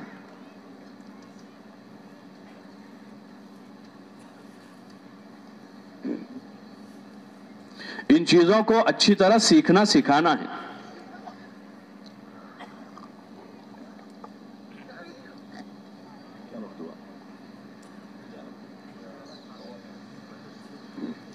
ان چیزوں کو سیکھنا سکھانا ہے اچھی طرح سے۔ سب سے پہلے کلمہ صحیح کرنا ہے، اس کے الفاظ کو صحیح کر لیں، پھر اس کے بعد آگے بڑھتے ہو اب نماز ہے، تو نماز میں پڑھنے کی جو صورتیں ہیں وہ تو اجتماعی حلقے میں اس کو کرتے رہیں گے، لیکن ضرورت ہے نئے ساتھی ہیں تو اجتماعی کے علاوہ انفرادی میں بھی پہلے سورہ فاتحہ اور چھوٹی صورتیں صحیح کر لیں، پہلے وہ صحیح کر لیں، پھر اس کے بعد آگے بڑھیں، دھیرے دھیرے آگے جانا ہے، ایک ایک آیت کر کے صحیح کریں، ایک آیت صحیح ہو جائے دوسری آیت صحیح ہو جائے تیسری صحیح ہو جائے چوتھی آیت، 7 آیت ہے سورہ فاتحہ، چاہے 7 دن لگ جاوے 15 دن لگ جاوے، لیکن اس کو صحیح، یہ تصحیح قرآن کا حلقہ ہے، خالی قرات قرآن کا حلقہ نہیں ہے کہ جیسا آتا ویسا پڑھتے رہیں، روزانہ 10 صورتیں ہو رہی، ایسا نہ ہو، ایک ایک آیت کو صحیح کریں تاکہ دھیرے دھیرے صحیح ہو جاوے، صحت ہو جاوے قرآن، پھر چھوٹی چھوٹی 2 صورتیں پہلے لے لی، پھر اس کے بعد آگے بڑھ کے کم از کم 10 صورتیں صحیح ہو جاوے تاکہ فرض نمازوں میں، سنت نمازوں میں، نفل نمازوں میں صحیح قرآن کی تلاوت کر سکے۔ یہ پہلا سیکھنا سیکھا۔ اس کے بعد آگے بڑھتے ہوئے وضو سیکھنا ہے، وضو کے فرائض ہیں، واجبات، سنتیں، نماز کے فرائض، واجبات، سنتیں ہیں، ایسے ضروریات زندگی کے متعلق ضروری مسائل ہیں، پاکی ناپاکی کے مسائل ہیں، غسل کے، وضو کے ہیں، اور جیسے آگے بڑھتے بڑھتے دھیرے دھیرے اذان ہے، اقامت ہے، نماز کا صحیح، اتنی نماز صحیح ہو جاوے کہ آدمی اگر کسی موقع پر نماز پڑھانے کا موقع آوے تو صحیح نماز پڑھا لے، اتنا دین آدمی سیکھ لیں، ابتدا ہے یہ۔ اور دعوت کے اعتبار سے اتنا اعمال کو سیکھ لیں، تعلیم کو، گشتوں کو، ملاقات کو، تشکیل کو، کہ اگر موقع آوے، ایک آدمی 40 دن لگا کر آیا اور مہینے کے بعد 3 دن کی جماعت بنی اور ان کو کہے کہ آپ یہ جماعت چلا لو، تو وہ آسانی کے ساتھ اتنے اعمال کروا دے جتنے وہ سیکھ کر آیا وہاں سے، اور وہ وہی بنیادی اعمال ہے، اور یہ بہت آسان ہے، اس میں کوئی چیز مشکل نہیں ہے، ہاں آسانی کے ساتھ اس کا سیکھنا سکھانا ہو۔ انہی چیزوں کو مذاکروں میں لیں، فضولیات کے مذاکرے نہ کریں، ہم ایران توران سے، لایانی سے اپنے آپ کو بچاویں، کسی کی تحقیر سے، کسی پر تنقید کرنے سے، کسی کا رد کرنے سے، ان چیزوں سے اپنے آپ کو بچانا ہے، ہاں اختلافات کو نہ چھیڑیں، بلکہ یہ کرنے کے جو کام ہیں ان کاموں کے مذاکرے بھی کرتے رہیں اور انہی کاموں میں لگے رہیں گے، سیاسی باتیں نہیں کریں گے، حالات حاضرہ میں کیا چل رہا ہے وہ ہم اس کا مذاکرہ نہیں کریں گے، ہماری انفرادی اجتماعی دعوت میں یہی چیزیں ہوگی، اور سیکھنے سکھانے کے موقع پر جو چیزیں ہیں، اہم چیزیں، ان چیزوں کو سیکھیں گے، سکھائیں گے۔ اجتماعی جو حلقہ ہے اس میں قرآن شریف کی مشق ہوگی، اور باقی انفرادی اوقات میں جیسے میں نے عرض کیا، ان ضروری چیزوں کو آپس میں 2 3 کی جوڑیاں بنا لیں ساتھیوں کی، تاکہ وہ ان چیزوں کو سیکھتے سکھاتے رہیں۔ تعلیمی گشت میں 2 ساتھی گئے ہیں، واپس آتے ہو کوئی چیز دوسرے کو سکھا کے لائے، ملاقاتوں میں 2 ساتھی گئے تھے، چل رہے تھے، دن بھر پھر رہے تھے، تو راستے میں چلتے پھرتے انہوں نے کسی کو کوئی دعا سکھائی ہے، کوئی سنت سکھائی ہے، سیکھنے سکھانے کی فضا بنا دی۔ پھر ہمارے پاس اور وقت ہے تو اس میں مزید ہمارے فرائض کی پابندی کے ساتھ، نماز تو اجتماعی عملوں میں سے ہے، بہرحال ہر وقت سفر حضر میں ہو تو فرض ہیں، سفر میں قصر ہو جاتی ہیں، قضا کی اجازت نہیں ہے کہ سفر میں قضا کر دیں، وہ اکٹھی پڑھ لیں گے، موقع حاصل کر کے سفر میں اطمینان کے ساتھ نماز کو پڑھ لیں، ہاں قصر ہو جاتی ہے، ظہر، عصر، عشاء کی بجائے 4 کے 2 رکعت پڑھنی ہے، لیکن اس کی کوشش کریں کہ ہماری وجہ سے کسی کو تکلیف نہ ہو، سفر میں ہم نماز پڑھیں کسی کو حرج نہ ہو، کوئی ایسی جگہ، مناسب جگہ دیکھ کر کسی کونے میں ہم اپنی نماز پڑھ لیں کہ کسی کو حرج نہ ہو، ہماری عبادت سے بھی کسی کو تکلیف نہ ہو، تو اس کی کوشش کریں گے کہ سفر و حضر میں نماز قضا نہ ہو، وہ تو اجتماعی عمل، لیکن اس کے علاوہ انفرادی طور پر نوافل ہیں، تہجد ہیں، اشراق ہیں، چاشت ہیں، اوابین ہیں، کوشش کریں کہ اس کی بھی پابندی ہو، تہجد میں اچھا وقت لے کر اٹھیں، جماعت میں اور کوئی کام تو ہے نہیں، رات میں جلدی آرام کر لیں، رات میں زیادہ دیر تک جاگے نہیں، حدیثوں میں بھی منع ہے، لا سمرۃ بعد العشاء، کہ عشاء کے بعد فضول قصہ گوئی نہ کریں، ہاں کوئی ضروری کام ہے، کوئی آدمی دینی کسی مشغولی میں ہے، عبادت میں ہے، تلاوت میں ہے، سیکھنے سکھانے میں، پڑھنے پڑھانے میں ہے، یا دنیا کا ایسا ضروری کام ہے جو آدمی کی ضروریات زندگی میں شامل ہے، ٹھیک ہے، باقی فضول بیٹھے ہیں، بات چیت کر رہے ہیں، مجلس لگائی ہے، ٹھنڈا پی رہے ہیں، گرم پی رہے ہیں، پان کھا رہے ہیں، یہ ضرورت سے زائد چیزیں ہیں، جماعت میں نکال عشاء کے بعد ٹہلنے کے لیے جا رہے ہیں، ٹھنڈا گرم کر رہے ہیں، تو یہ سارا ضرورت سے زائد ہے، ضروریات میں شامل نہیں ہے، اس لیے کوشش کریں جلدی آرام کریں، اور سنت کے مطابق آرام کریں، اگر سنت کے مطابق آرام کریں گے تو ہمارا آرام بھی عبادت بن جائے گا، ہاں آرام بھی عبادت ہے، اس لیے یہ پورا مجمع طے کرے کہ انشاءاللہ آرام بھی سنت کے مطابق کریں گے، کریں گے انشاءاللہ. گھر میں بچوں کو بھی سکھائیں گے سونے کے آداب کیا ہیں، سونے کی دعا کیا ہے، سونے کا طریقہ کیا ہے. اس وقت نظام زندگی میں سنتوں کا اہتمام نہ ہونے کی وجہ سے جو معاشرہ رائج ہو رہا ہے وہ جانوروں جیسا ہے، جانوروں جیسا ہے کہ لوگ الٹے لیٹتے ہیں، اور وہ بعضوں کا تو ایک عادت سے ہو جاتی. پھر ایک بھائی ایسا لیٹ رہا ہے، اس کو دیکھ کر دوسرا بھائی بھی وہی سیکھا، تیسرا بھائی بھی وہی سیکھا، چوتھا بھائی بھی وہی سیکھا. لیٹنے کا کوئی طریقہ نہیں ہے، بیٹھنے کا کوئی طریقہ نہیں ہے، کھانے کا کوئی طریقہ، کھڑے کھڑے کھا رہے ہیں، چلتے چلتے کھا رہے ہیں. اس لیے سنت والی زندگی کے مذاکرے بھی کرنے ہیں. گاہے گاہے کھانے کی سنتیں، سونے کی سنتیں، اور مسجد کے آداب، نہانے دھونے کی سنتیں ہیں. تو اس کا گاہے گاہے مذاکرہ ہو. راہ خدا میں جو جا رہے ہیں وہاں پر اس کا مذاکرہ کریں، اور جو حضرات گھروں کی طرف جا رہے ہیں تو اپنے گھروں میں بھی ان سنتوں کا گاہے گاہے مذاکرہ کریں اپنے بیوی بچوں کے ساتھ کہ یہ کھانے کی سنتیں ہیں، یہ سونے کی سنتیں ہیں، یہ لباس کی سنتیں ہیں. عید آ رہی ہے تو عید سے چند دنوں پہلے عید کی سنتیں ہیں. ہر ہفتے جمعہ آ رہی ہے تو جمعہ کی یہ سنتیں ہیں، تاکہ صحیح زندگی حضور صلی اللہ علیہ وسلم والی زندگی ہمارے گھروں میں زندہ ہو. ہم سوچیں کہ کیا ان سنتوں کا مذاکرہ ہمارے گھروں میں ہو رہا ہے؟ رواجوں کا مذاکرہ تو ہر وقت ہو رہا ہے. شادی سے پہلے لوگ آتے محلے والے اور کہتے ہیں کہ بھائی یہ بھی سماج میں یہ رواج ہے، یہ بھی رواج ہے، یہ بھی رواج ہے، سب وہ یاد دلاتے ہیں. حالانکہ وہ بڑے مشکل کام ہے ان رواجوں کو پورا کرنا، لیکن اس کے مذاکرہ اور ماحول ہے تو سارے رواج غریب سے غریب آدمی بھی پورے کر لیتا ہے. اور چونکہ سنت والی مبارک زندگی کا مذاکرہ نہیں ہوتا تو بعض مرتبہ ظاہری طور پر عبادت گزار آدمی کے گھر میں اور دعوت کے کام کرنے والے آدمی کے گھر میں بھی سنت کے مطابق عید، جمعہ اور شادی بیاہ نہیں ہو پاتا ہے. اس لیے سب طے کریں انشاءاللہ کہ اپنے گھروں میں تعلیم کا خوب اہتمام کریں گے، اور گاہے بگاہے اپنے گھر میں جو اپنے بیوی بچوں کو یہ ضروری جو دین ہے، جو ہمارے ذمے ہے ان کو سکھانا، سنت والی مبارک زندگی ہے، تو ان کے ساتھ گاہے گاہے مذاکرہ کریں گے انشاءاللہ. جو حضرات جماعتوں میں جا رہے ہو وہاں پر اس کا مذاکرہ کریں گے اور اس کی مشق کریں گے، اس کی مشق شروع کر دیں گے، ان دعاؤں کی، ان سنتوں کی، تاکہ یہ ہمارے عادت میں آ جاوے، اور عادت میں آتے آتے دھیرے دھیرے پھر اس میں عبادت کی کیفیت پیدا ہوگی، پھر اس میں کیفیت پیدا ہو جائے گی، پھر اس میں مزہ آئے گا. اور یہ اتنی آسان زندگی ہے کہ تیزی کے ساتھ یہ صرف ہمارے گھر میں نہیں انشاءاللہ پوری دنیا میں چلے گی. جیسے صحابہ اس کو لے کر گئے دنیا میں تو بڑی آسانی کے ساتھ لوگوں نے اس زندگی کو قبول کر لیا. صرف فقیروں نے نہیں، دنیا کے مالداروں نے، پڑھے لکھوں نے، بادشاہوں کی اولاد نے اس مبارک زندگی کو قبول کر لیا، اس لیے کہ یہ سب سے آسان زندگی ہے، یہ خوشگوار زندگی ہے جو حضور صلی اللہ علیہ وسلم والی زندگی ہے. یہ ہمارے تعلیم کے مقاصد میں سے ہے، اس لیے سیکھنا سکھانا ہے. اجتماعی تعلیم جتنی ہے وہ اپنی جگہ ہے، باقی انفرادی طور پر سیکھتے سکھاتے رہیں گے. جو ہمیں آ رہا ہے سکھائیں گے، جو نہیں آ رہا ہے سیکھیں گے. یہ ہمارے کام کا ایک بڑا عمل ہے، بہت بڑا عمل ہے یہ سیکھنا سکھانا، جس کی اس وقت بڑی کمی ہے، گھروں میں بھی کمی ہے. ماں باپ بچوں کو سارا وہ حوالے کر دیا ہے مکتب کے، کہ بچہ مکتب میں جا رہا ہے تو وہ جتنا وہاں سیکھ لے ٹھیک، لیکن عمل تو گھر کے ماحول میں ہی ہوگا. اس لیے گھر کے ماحول میں اس کا مذاکرہ بھی کرنا ہے، سیکھنا سکھانا بھی ہے، تاکہ ایک صحیح زندگی ہمارے گھروں میں زندہ ہو جائے.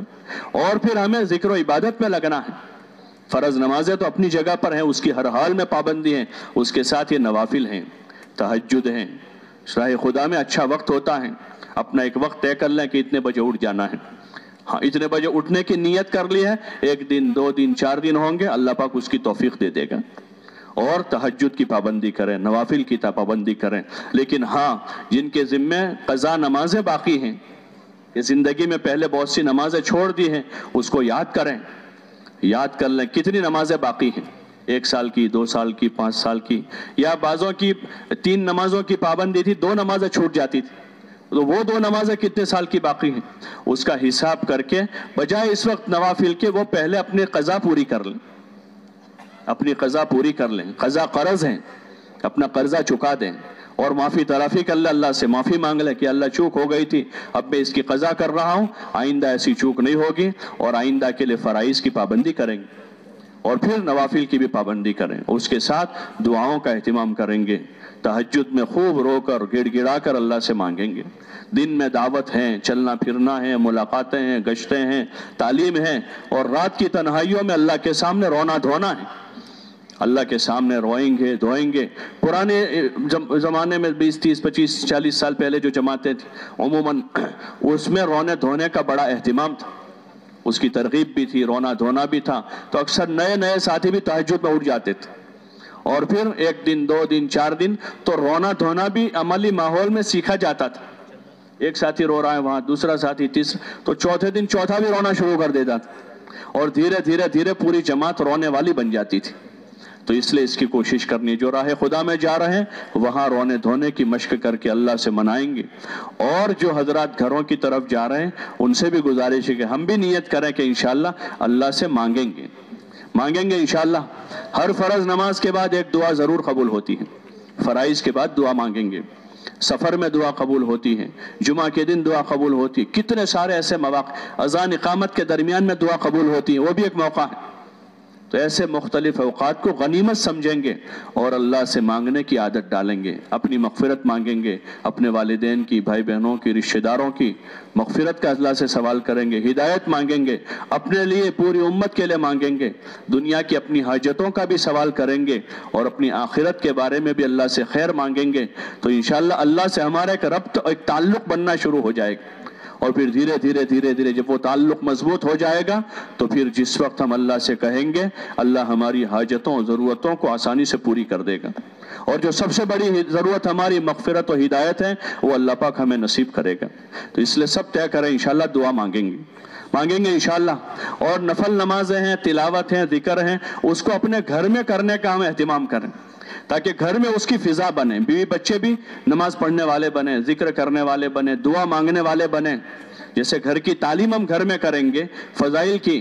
تو ایسے ہی اپنے نفل نمازیں، ذکر ہیں، تلاوت ہیں، اس کی ہم کوشش یہ کریں کہ گھر کے ماحول میں بھی کریں، جیسے مسجد میں کرتے ہیں، تو ایسے گھر کے ماحول میں فضا بنانے کا یہ آسان راستہ ہے کہ گھر کا ذمہ دار گھر میں اشراق پڑھ رہا ہے، گھر کا ذمہ دار ہے گھر میں تہجد پڑھ رہا ہے، حضور صلی اللہ علیہ وسلم کی نفل نمازیں اور حضور صلی اللہ علیہ وسلم کے بہت سارے اعمال اپنے گھر میں تھے، تو آپ نے وہ اعمال گھر میں کی، ازواج مطہرات میں منتقل ہوئے، اور انہوں نے ان کو کیا بھی اور اس کی روایتیں بھی کی، اس کو لوگوں کو سنایا بھی کہ حضور صلی اللہ علیہ وسلم گھر میں یہ دعا پڑھتے تھے، سوتے ہوئے یہ پڑھتے تھے، اٹھتے ہوئے پڑھتے تھے، اور نکلتے ہوئے پڑھتے تھے، داخل ہوتے ہوئے یہ عمل کرتے تھے، اور فلاں رات میں حضور صلی اللہ علیہ وسلم رات پر نماز پڑھتے رہے تو انہوں نے یہ دعائیں مانگی ہیں، ازواج مطہرات نے اس کو دوسروں کو بتایا ہے۔ ہم گھر میں ماحول بنانا چاہتے ہیں، اس کا ایک راستہ یہ بھی ہے کہ ہم گھر کے ماحول میں نوافل ہیں، فرائض کا تو مسجد میں اہتمام کریں گے ہر حال میں کہ ہماری فرض نمازیں مسجدوں میں ہوگی، فرض نمازیں، اور چونکہ سستی کاہلی ہوتی ہے ہم میں تو سنتیں بھی مسجد میں پڑھ لیں تاکہ رہ نہ جاوے، چھوٹ نہ جاوے، باقی نفلیں ہیں تو اس کو ہم اہتمام کریں، گھر کے ماحول میں فضا بنانی ہے، اس کی کھانے پینے کی فضا بنی ہے، اور رہنے سہنے کی، سونے آرام کرنے کی فضا بنی ہے، ایسے عبادت کی فضا بنے، ذکر کی فضا بنے، تلاوت کی فضا بنے، دین سمجھنے سمجھانے کا ماحول بنے۔ بچوں سے بعض مرتبہ ایسی ضروری باتیں پوچھیں گے، ان کو نہیں آتی پھر محبت سے بتائیں گے، اور آتی ہیں ان کی تعریف کریں گے، تو انشاءاللہ اس کے راستے سے گھر کے ماحول سے جہالت بھی ختم ہو جائے گی، اور گھر کے ماحول سے غفلت بھی ختم ہو جائے گی۔ جب یہ چیزیں ختم ہو جائے گی تو پھر رحمت آئے گی، اور جہالت ختم ہوگی تو گھر میں سکون آئے گا۔ اس وقت جو پریشانیاں ہیں وہ جہالت کی وجہ سے،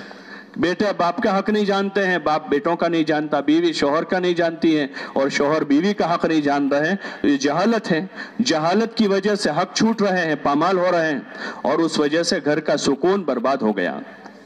تو اس لیے کوشش کریں کہ گھر کے ماحول میں فضا بناویں، ایک گھر میں ہوگا دوسرا گھر، تیسرا گھر، چوتھا گھر، مدینے میں اسی طرح سب منتقل ہوا، مدینے میں ایک گھر میں، دوسرے میں، تیسرے میں، چوتھے میں، پورے مدینے کی فضا ہموار ہو گئی۔ اس تبلیغ سے بھی یہی چاہا جا رہا ہے، مقامی جو تبلیغ کے اعمال ہیں وہ اسی کے لیے ہیں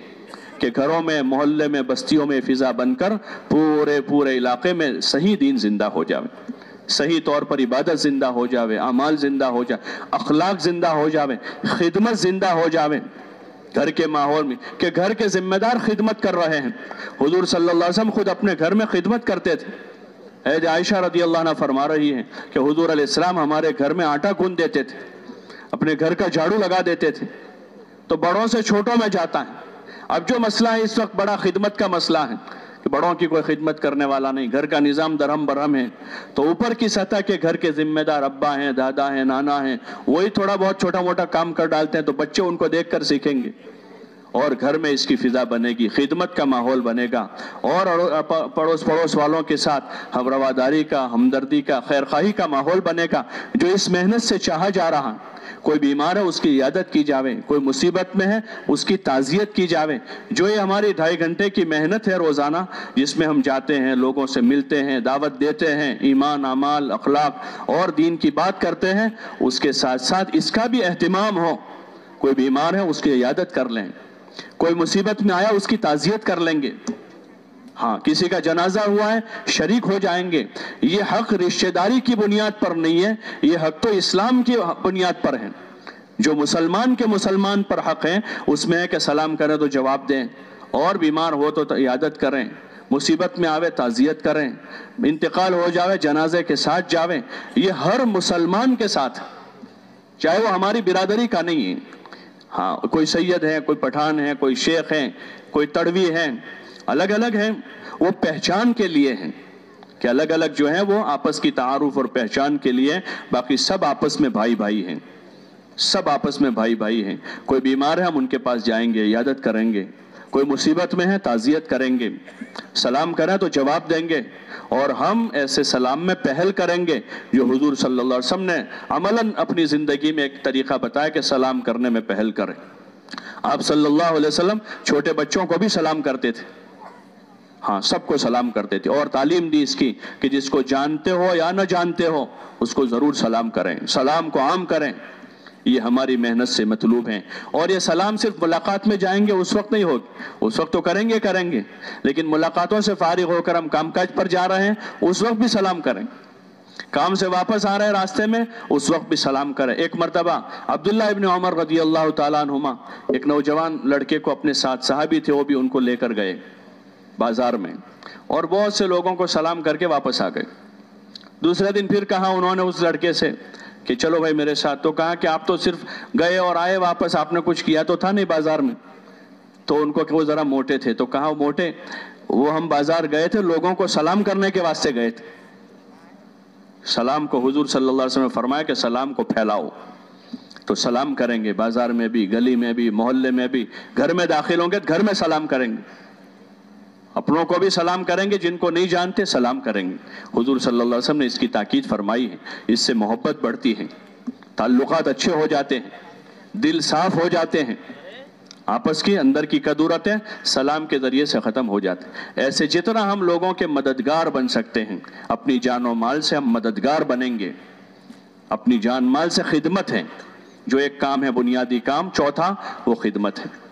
انبیاء علیہ السلام اپنی جان و مال سے انسانیت کی خدمت کرتے تھے۔ ہم اپنے محلے میں بھی، اپنے گھر میں بھی، اپنی مسجد میں بھی آنے والی جماعتوں کی نصرت کریں گے، ان کی خدمت کریں گے، آنے والے مہمانوں کی خدمت کریں گے، ان کا خیال رکھیں گے، اپنے گھر میں بھی، محلے میں بھی، تو انشاءاللہ اس راستے سے جگہ بنے گی کام کرنے کی۔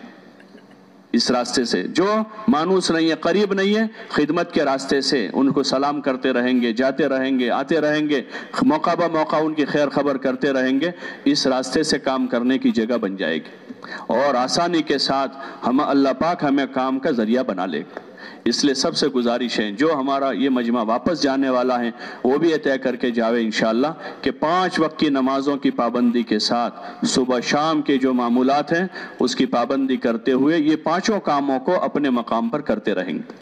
کریں گے انشاءاللہ۔ کون کون کریں گے؟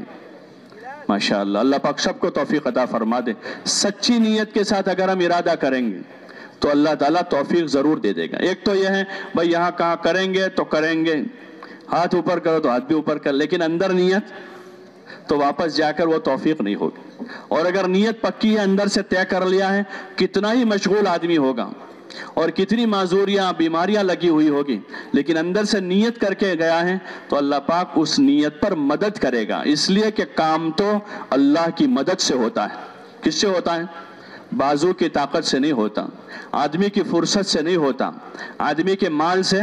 नहीं होता, अल्लाह की मदद से होता है। उस अल्लाह की मदद को साथ करने के लिए सच्ची नीयत करने की ज़रूरत है कि ये जो बातें हमने 2-3 दिनों में यहाँ सुनी हैं तालीम के हलकों में, बयानात में, इन बातों पर हम अमल करेंगे और काम के एतबार से जो नीयत कर रहे हैं कि इस काम को अपने मकाम पर जाकर करेंगे, तो अगर सच्ची नीयत है अल्लाह से मांग लेंगे तो अल्लाह पाक इसकी तौफीक दे देगा। तो नीयत बनाते हैं, सभी नीयत कर ले इंशाअल्लाह कि इन अमाल को अपने घर जाकर शुरू कर देंगे और आगे का अल्लाह से मांगते रहेंगे। अल्लाह पाक हम सबको तौफीक अता फरमा।